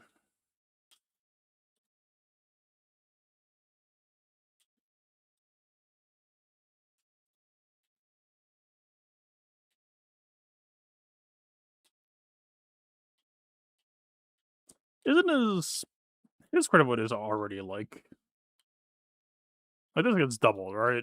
He's at like 86 or whatever. I think it's even higher slightly. It doesn't relate to the CA arrow in most cases. Like the BT1 isn't gonna crit him.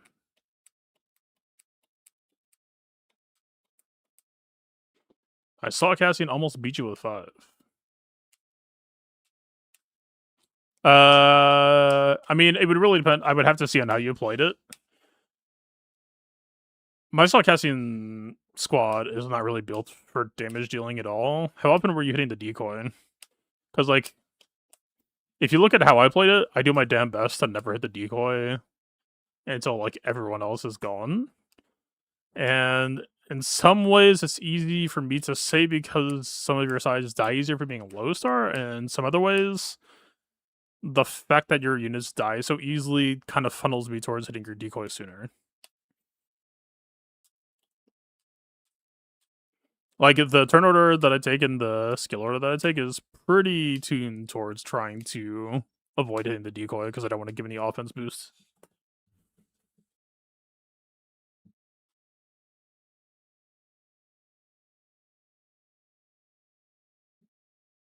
Did you pull from JMK if you wanted 4? I pulled Padman today and it felt pretty okay. I think, like, it's kind of the same situation with Ray. It's like JMK 3 man is like I feel like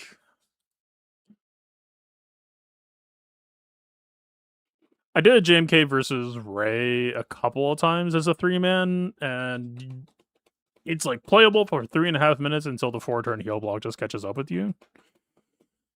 But it's like if you go 4 health primary on Cat and Snips, it's like I feel like it's viable. I feel like not enough people are at least trying it. I feel like that core team has enough just base resiliency.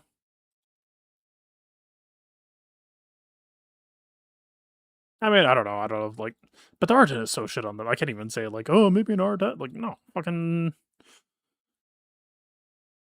good mods will do more for this shit than 2370 health.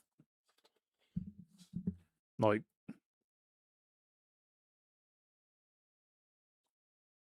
she does not. Well, that's not my GAC mods anyway. How is she modded?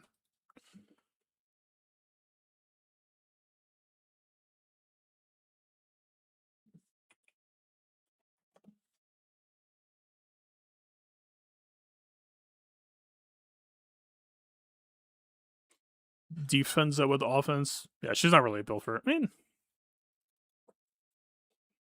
she's got 3XL. Like, I think we get rid of the offense set. Probably get rid of the crit damage triangle. Probably just go either. No, I guess defense set might be correct here, wouldn't it?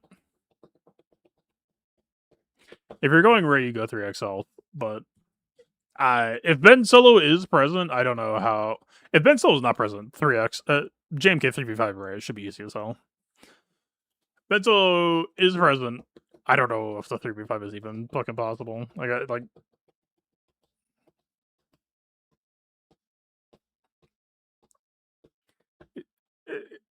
what, like turbo snips? Like what's the out? If you don't have like revive prevention that you can't just like get rid of Ben Solo early and not have to deal with it, I don't even know how.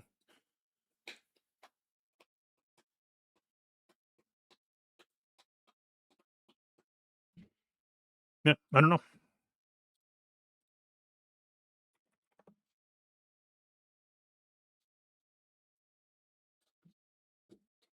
They almost got snips. It depends on your modding. I mean, snips is a death risk always, regardless, right? But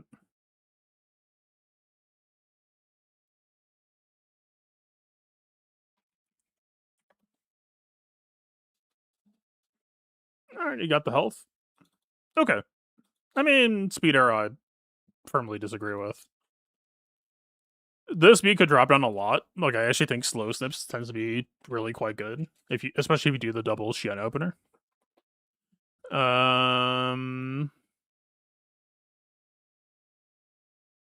Flat protection is actually probably pretty decent for her, but I would definitely be like trying. Yeah, you're like partly there. You could push her up if you had the mods to be able to try to do it. But try to get her on health primary if you can.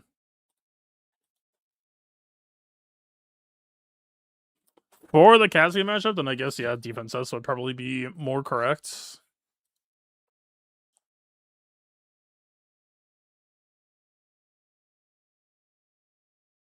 But no, it's easier said than done.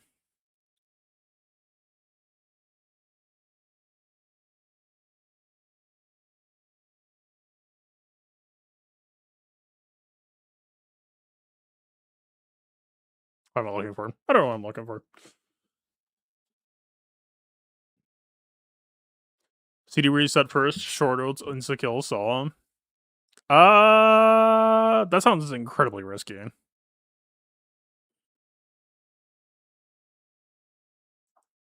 Are you aware of the double Shien opener? Fuck, man. Why? How many? We have 3 weeks until training room. Hopefully. It's either 3 weeks until training room or 4 months. So please let it be the lower number. That or somehow CG has figured out a way to launch a feature mid-era. which I feel like just sounds incredibly unlikely. Like, could you imagine if they just launched Squad Era or Era Arena today and it was just like, uh, cool, I guess. I guess it maybe actually wouldn't be that crazy, would it? I don't know. Intuitively, to me, it makes sense to me that they would want Era Arena to be out at Era Start, but I guess there's no real reason to assume that. Well, wait, but isn't it supposed to have the fucking fake mods? So it kind of has to be at the start of an era, no? I don't know. The only thing I remember vividly from that post is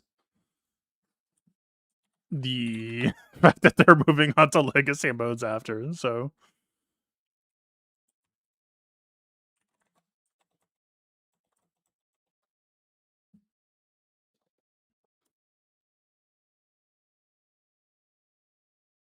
It'd be like different against all because of the CDO before cast turn.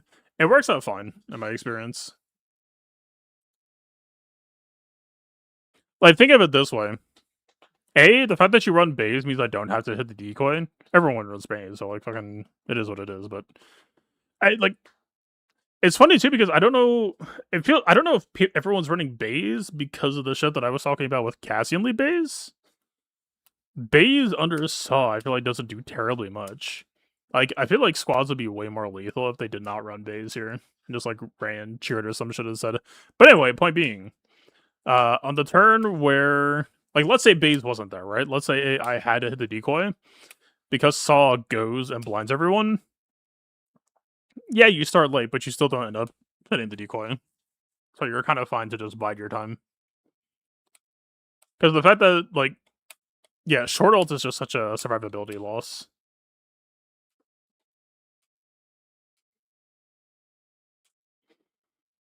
And plus, like, if you do the slow play and get to JMK ults, like full JMK ults, then you just have targeting media anyway, it's fine. Because, like, you get ult charge off of the blind basics. You get ult charge off of the slow play. Like, you can get to full ult with, like, maybe only 2 or 3 procs given. Because when you nuke the decoy just comes back anyway, right? Like, the only thing nuking the decoy does is help you get towards the second death, but, like, if you don't have targets dropped yet, it doesn't really improve your position, I don't think.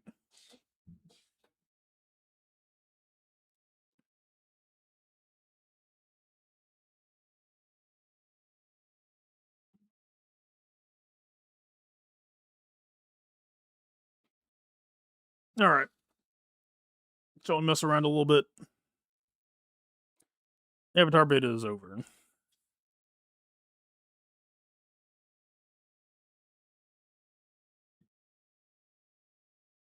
But I can still get an R4 Bell. I'm not saying, like, I just think you don't want to tank, right? This team's entire playstyle is if you hit our tank, our decoy, you're fucked. Vel also gives me somebody to hit that isn't the decoy. I think you just don't run a tank at that spot. Sure, it helps improve your aggression. I mean, I don't know if you really need more offense.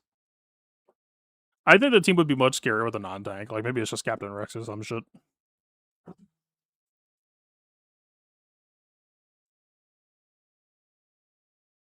Baze was his first unique TM gain, triggering Cassian L15 against non-JMK teams.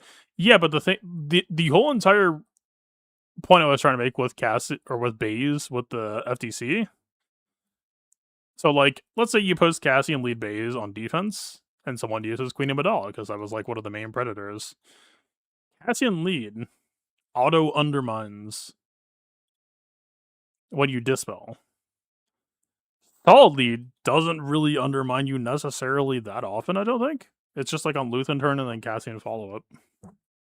Mainly. Clea for special.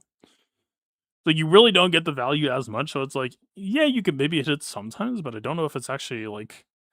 It's not doing nearly as much as quickly as it does under Cassian lead, where it's like, I feel like if I didn't have the base to whack on, if I was just forced to hit the decoy for people who weren't named JMK or whoever, I feel like that'd be way more catastrophic for me.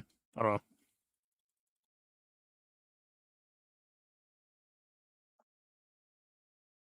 But yeah, like for you as an undersizer, getting Luthen, maybe. I mean, okay. Try Luthen with the proper build at R7. See how it feels, and maybe consider giving him more. Because Luthen is both the squad's assassin and the tank under Assault Lead. If you build him with kind of gas-ish offense set, defense set, crit damage triangle, 3 protection primaries, high offense, high defense, high speed secondaries, like it's a very effective undersized team when used correctly.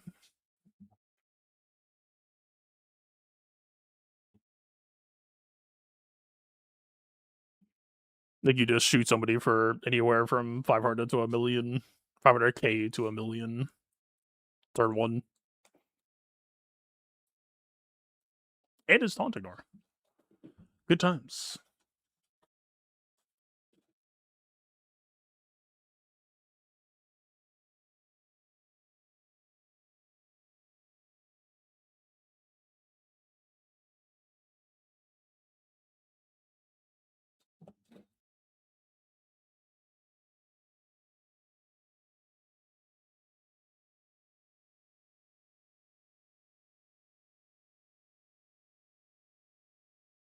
But yeah, Treasure War 10, I assume the Bane was for like fighting LVA.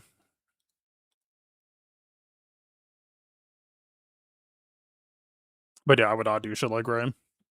I think Ray is a complete waste. The people it catches are not the people that you need to worry about catching.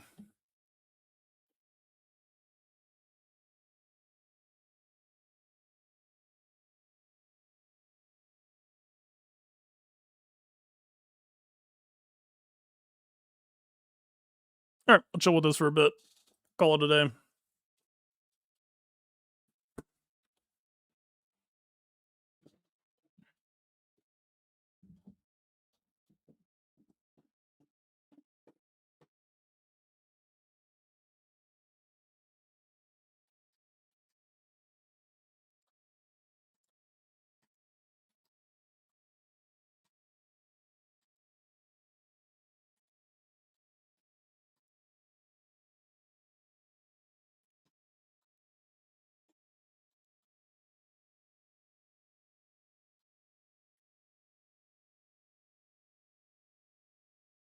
The fuck is this?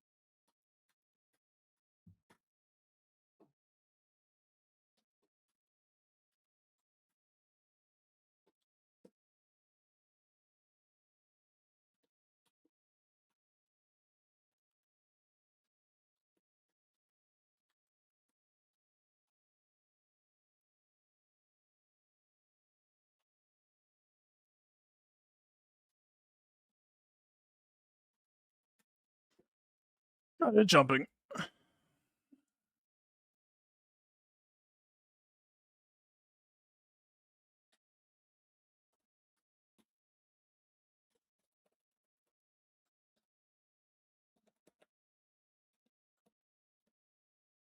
He recovered on that?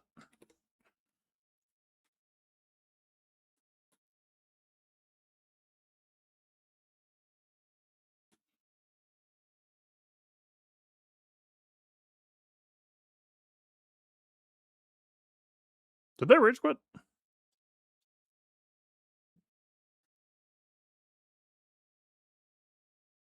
Okay.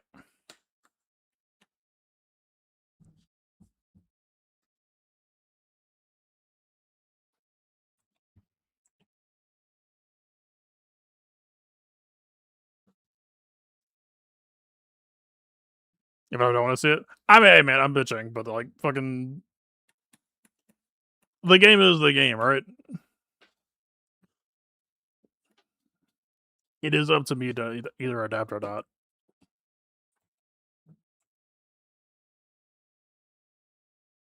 Is Cassian a consistent raid counter, or is it dependent on the FDC? I have not played the matchup at all.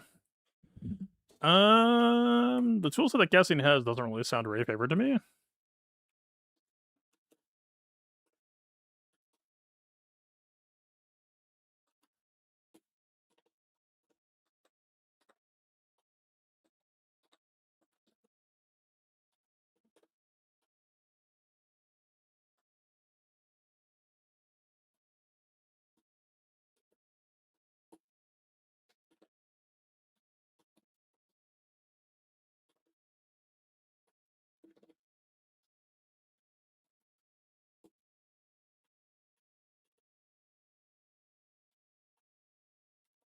I forgot how high that move is.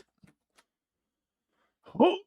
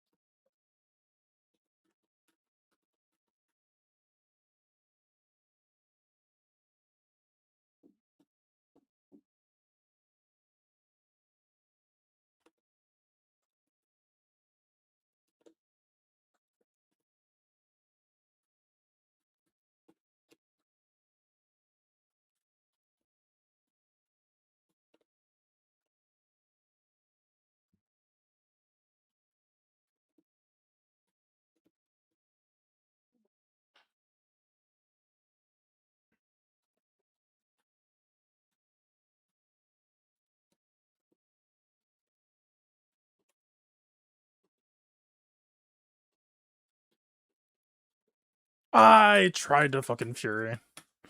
I almost had that.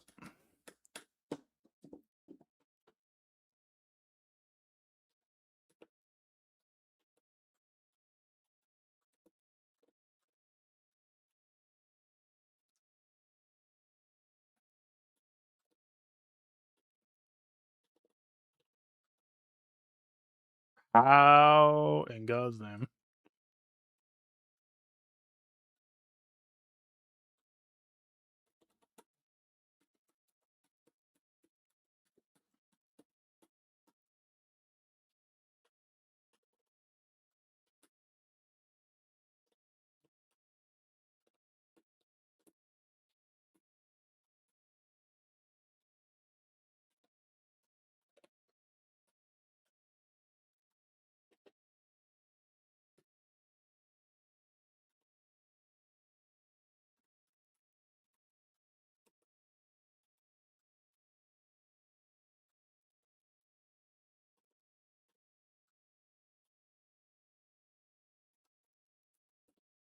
How did that hit me? I was blocking. Was it side swap?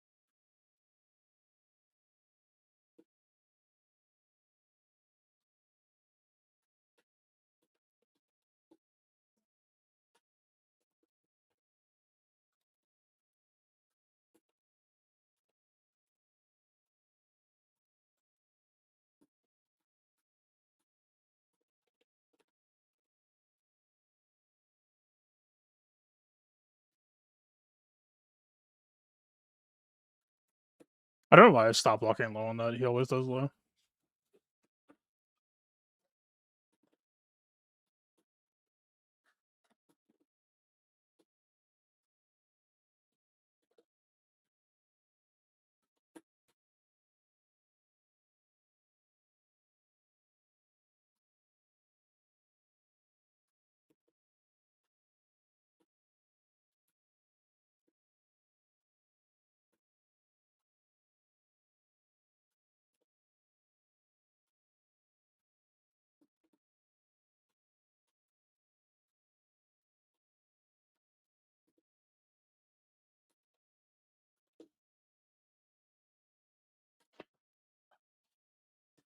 I fucking missed.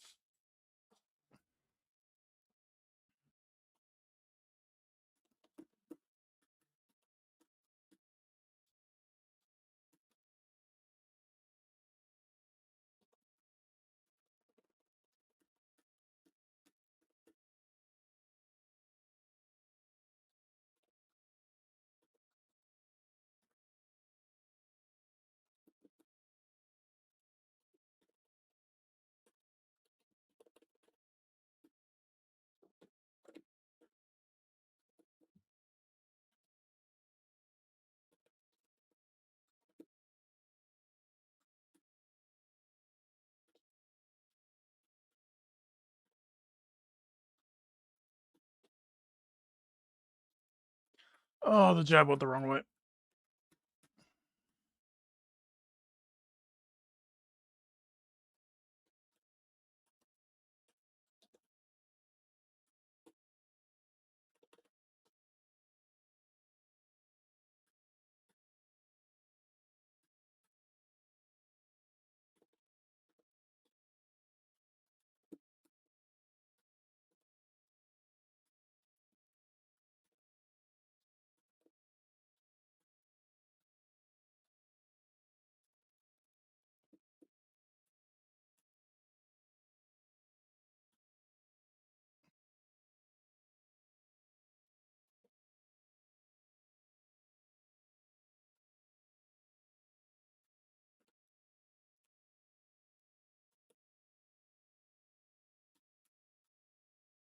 That move is causing me issues.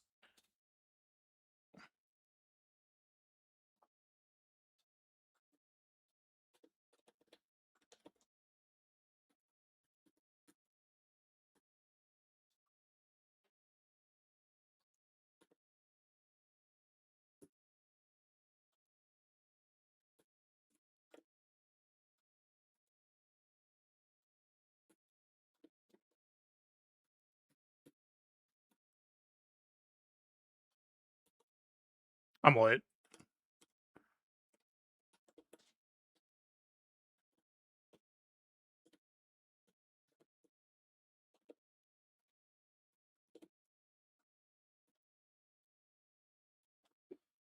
I could time my shot against his shield falling, that it would have gotten me a kill shot.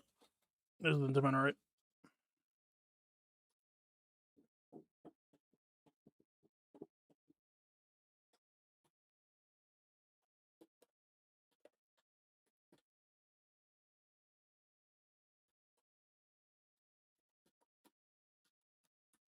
Was my assist like barely on cooldown there? I heard the sound.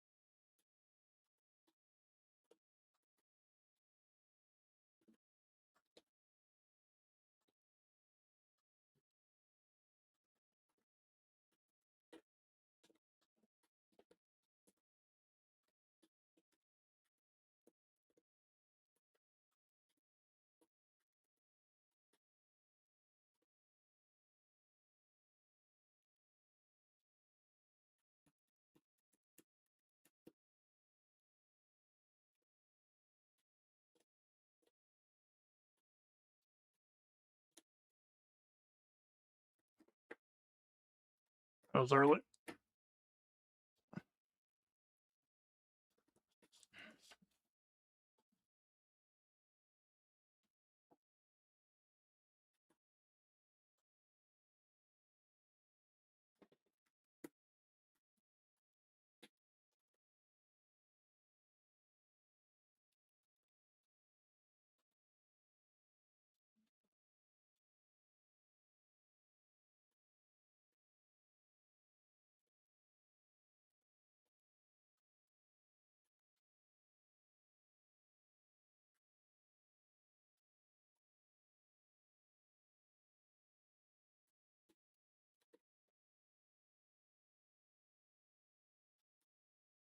Got him.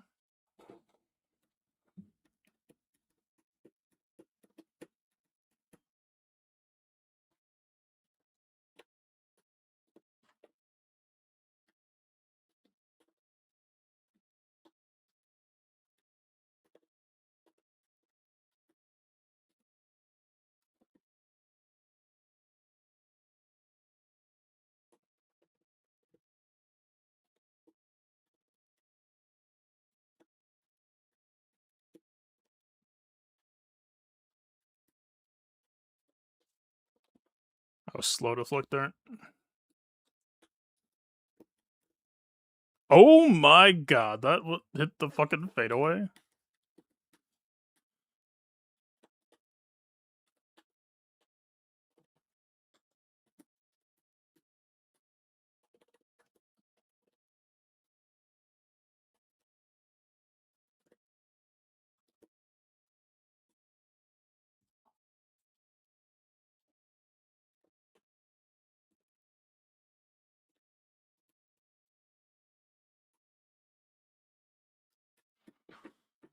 I fucked it up.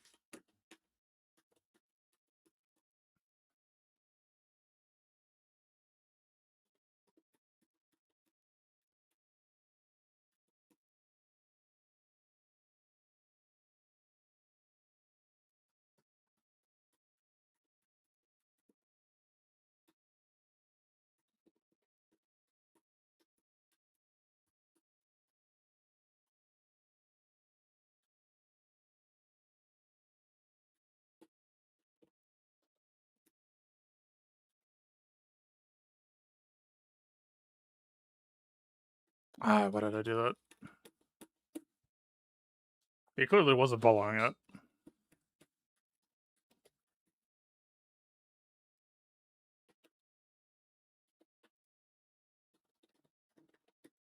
Normally my move was beating that, but suddenly I lost.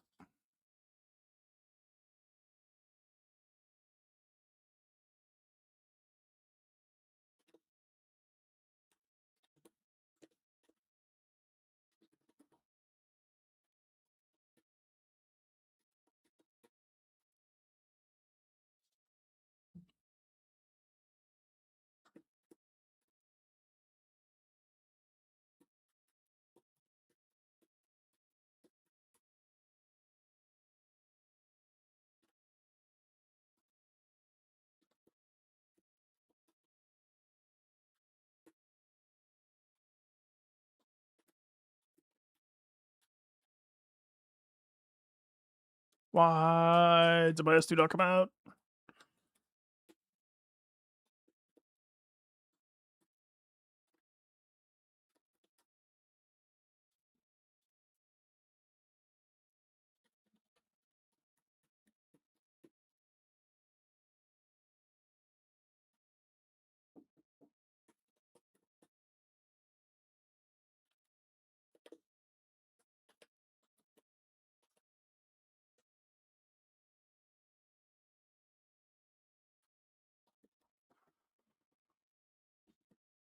So the game still eats your input when you tag, which is unfortunate. Like I tried to do medium heavy, which would have won, but instead of just red heavy, which is too slow to punish.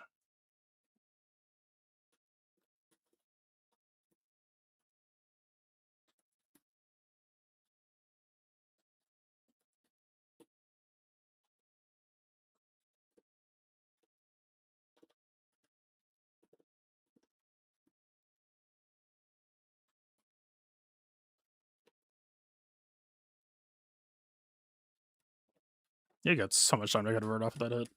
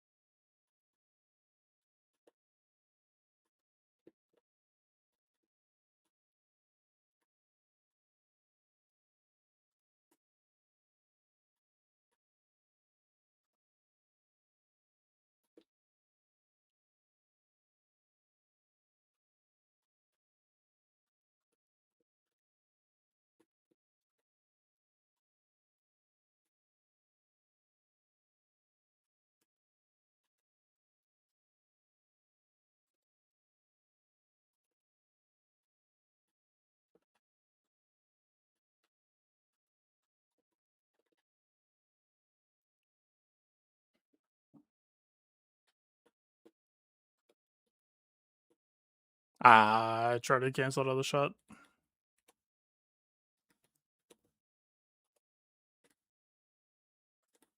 Oh my god, that converted?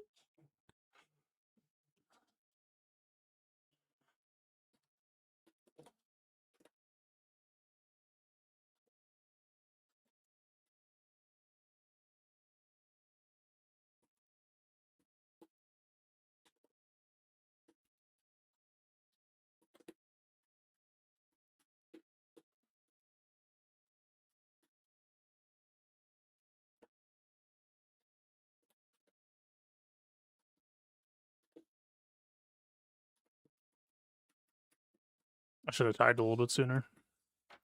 Also should have missed.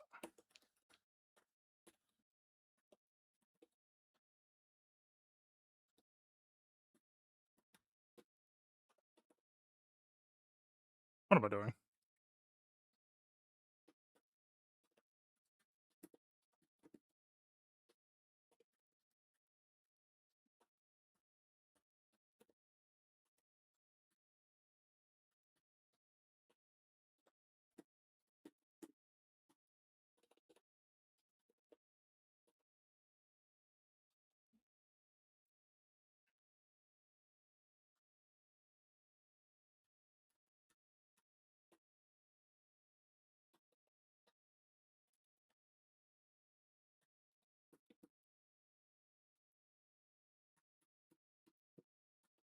I just stop him getting bloodlust.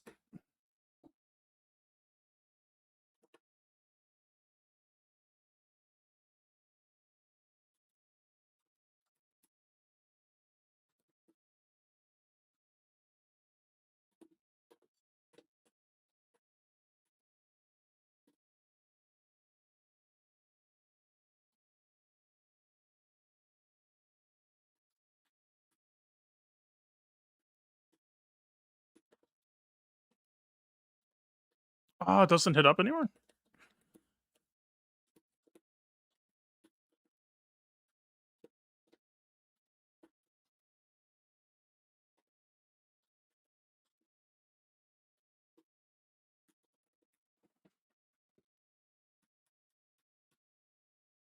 Wrong move.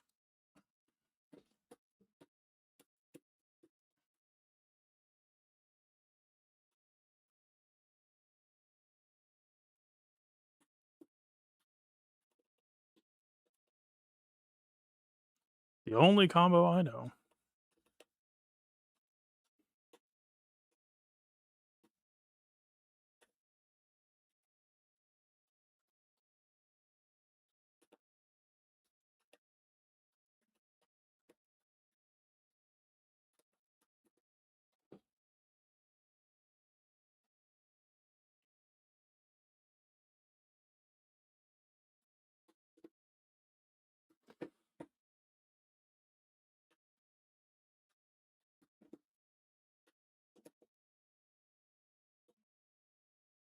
Fuck, man.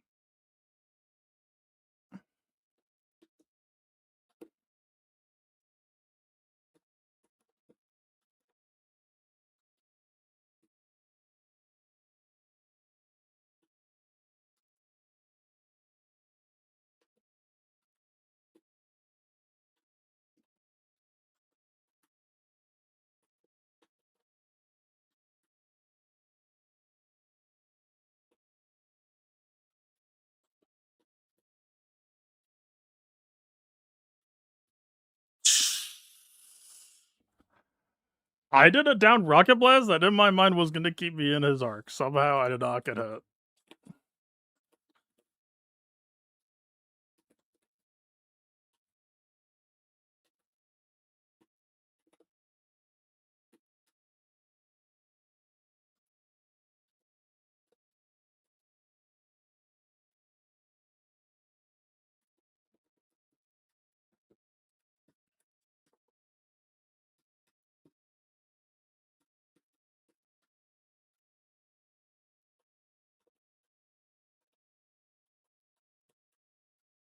Fuck, I didn't expect the side swap on him.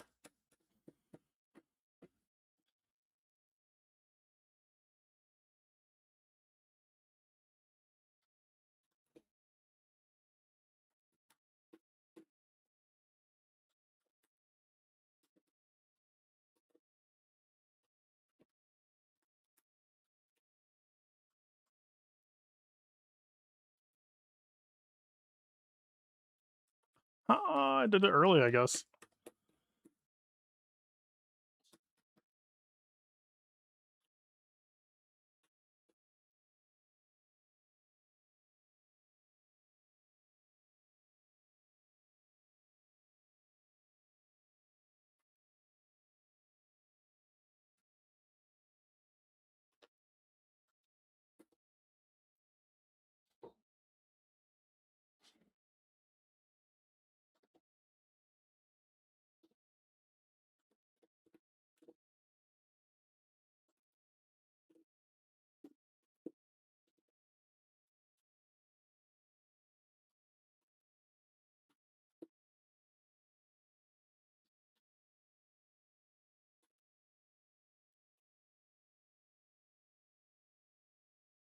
Fair enough.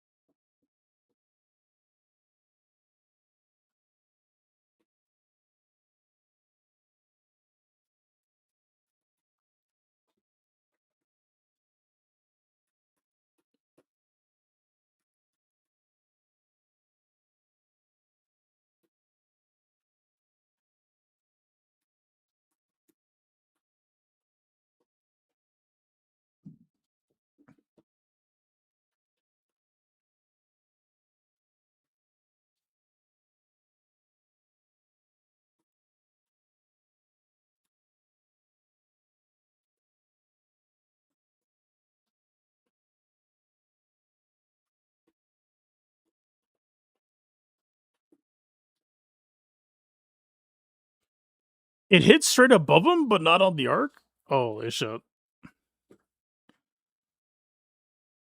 Alright, I'll do one more.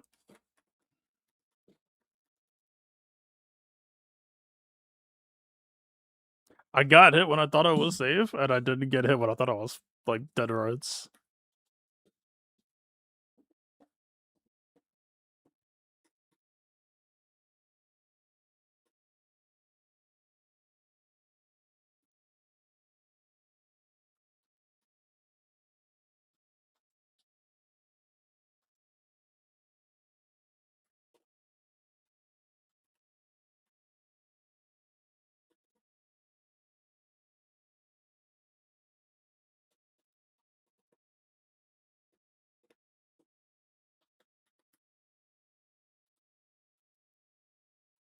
I mashed on throw. How did I not get...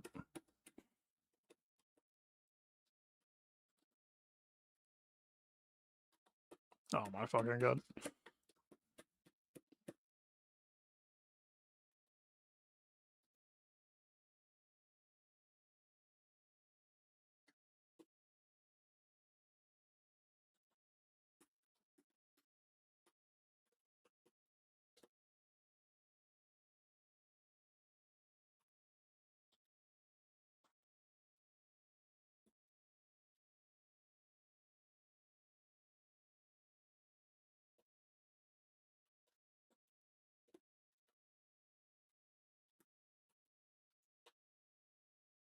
That looked very cool. I did not do that shit on purpose. I did not know what to do from that position.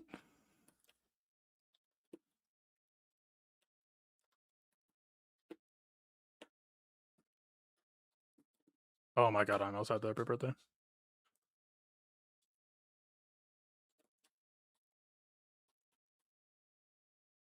I'm dead.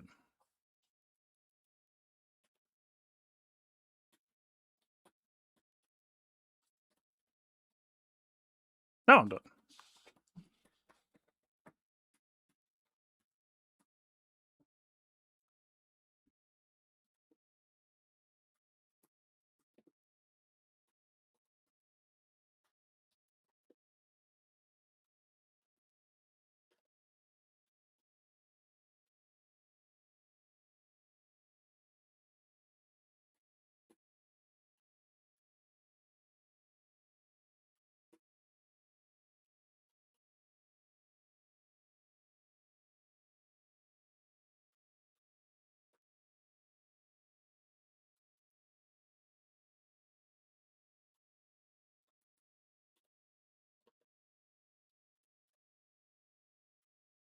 But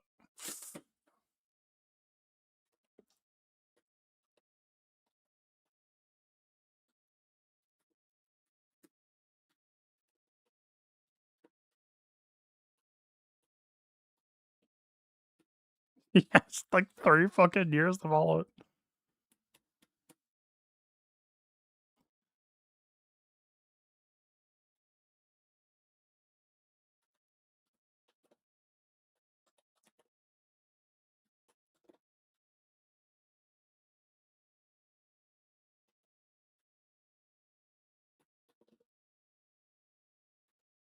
Nice. That was good.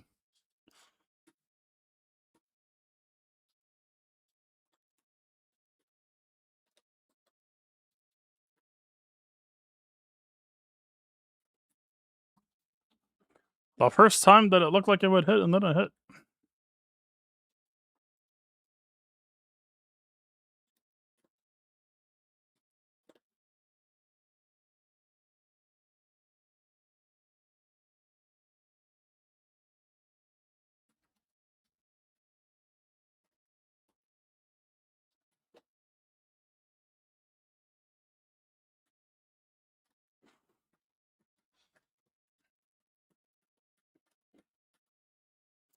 He's a warrior player, so I was expecting him to do some air shit. Alright. That's it for me. Cool matches. Fun dude to fight. Well, the Cheezer shit will have to resume in full force.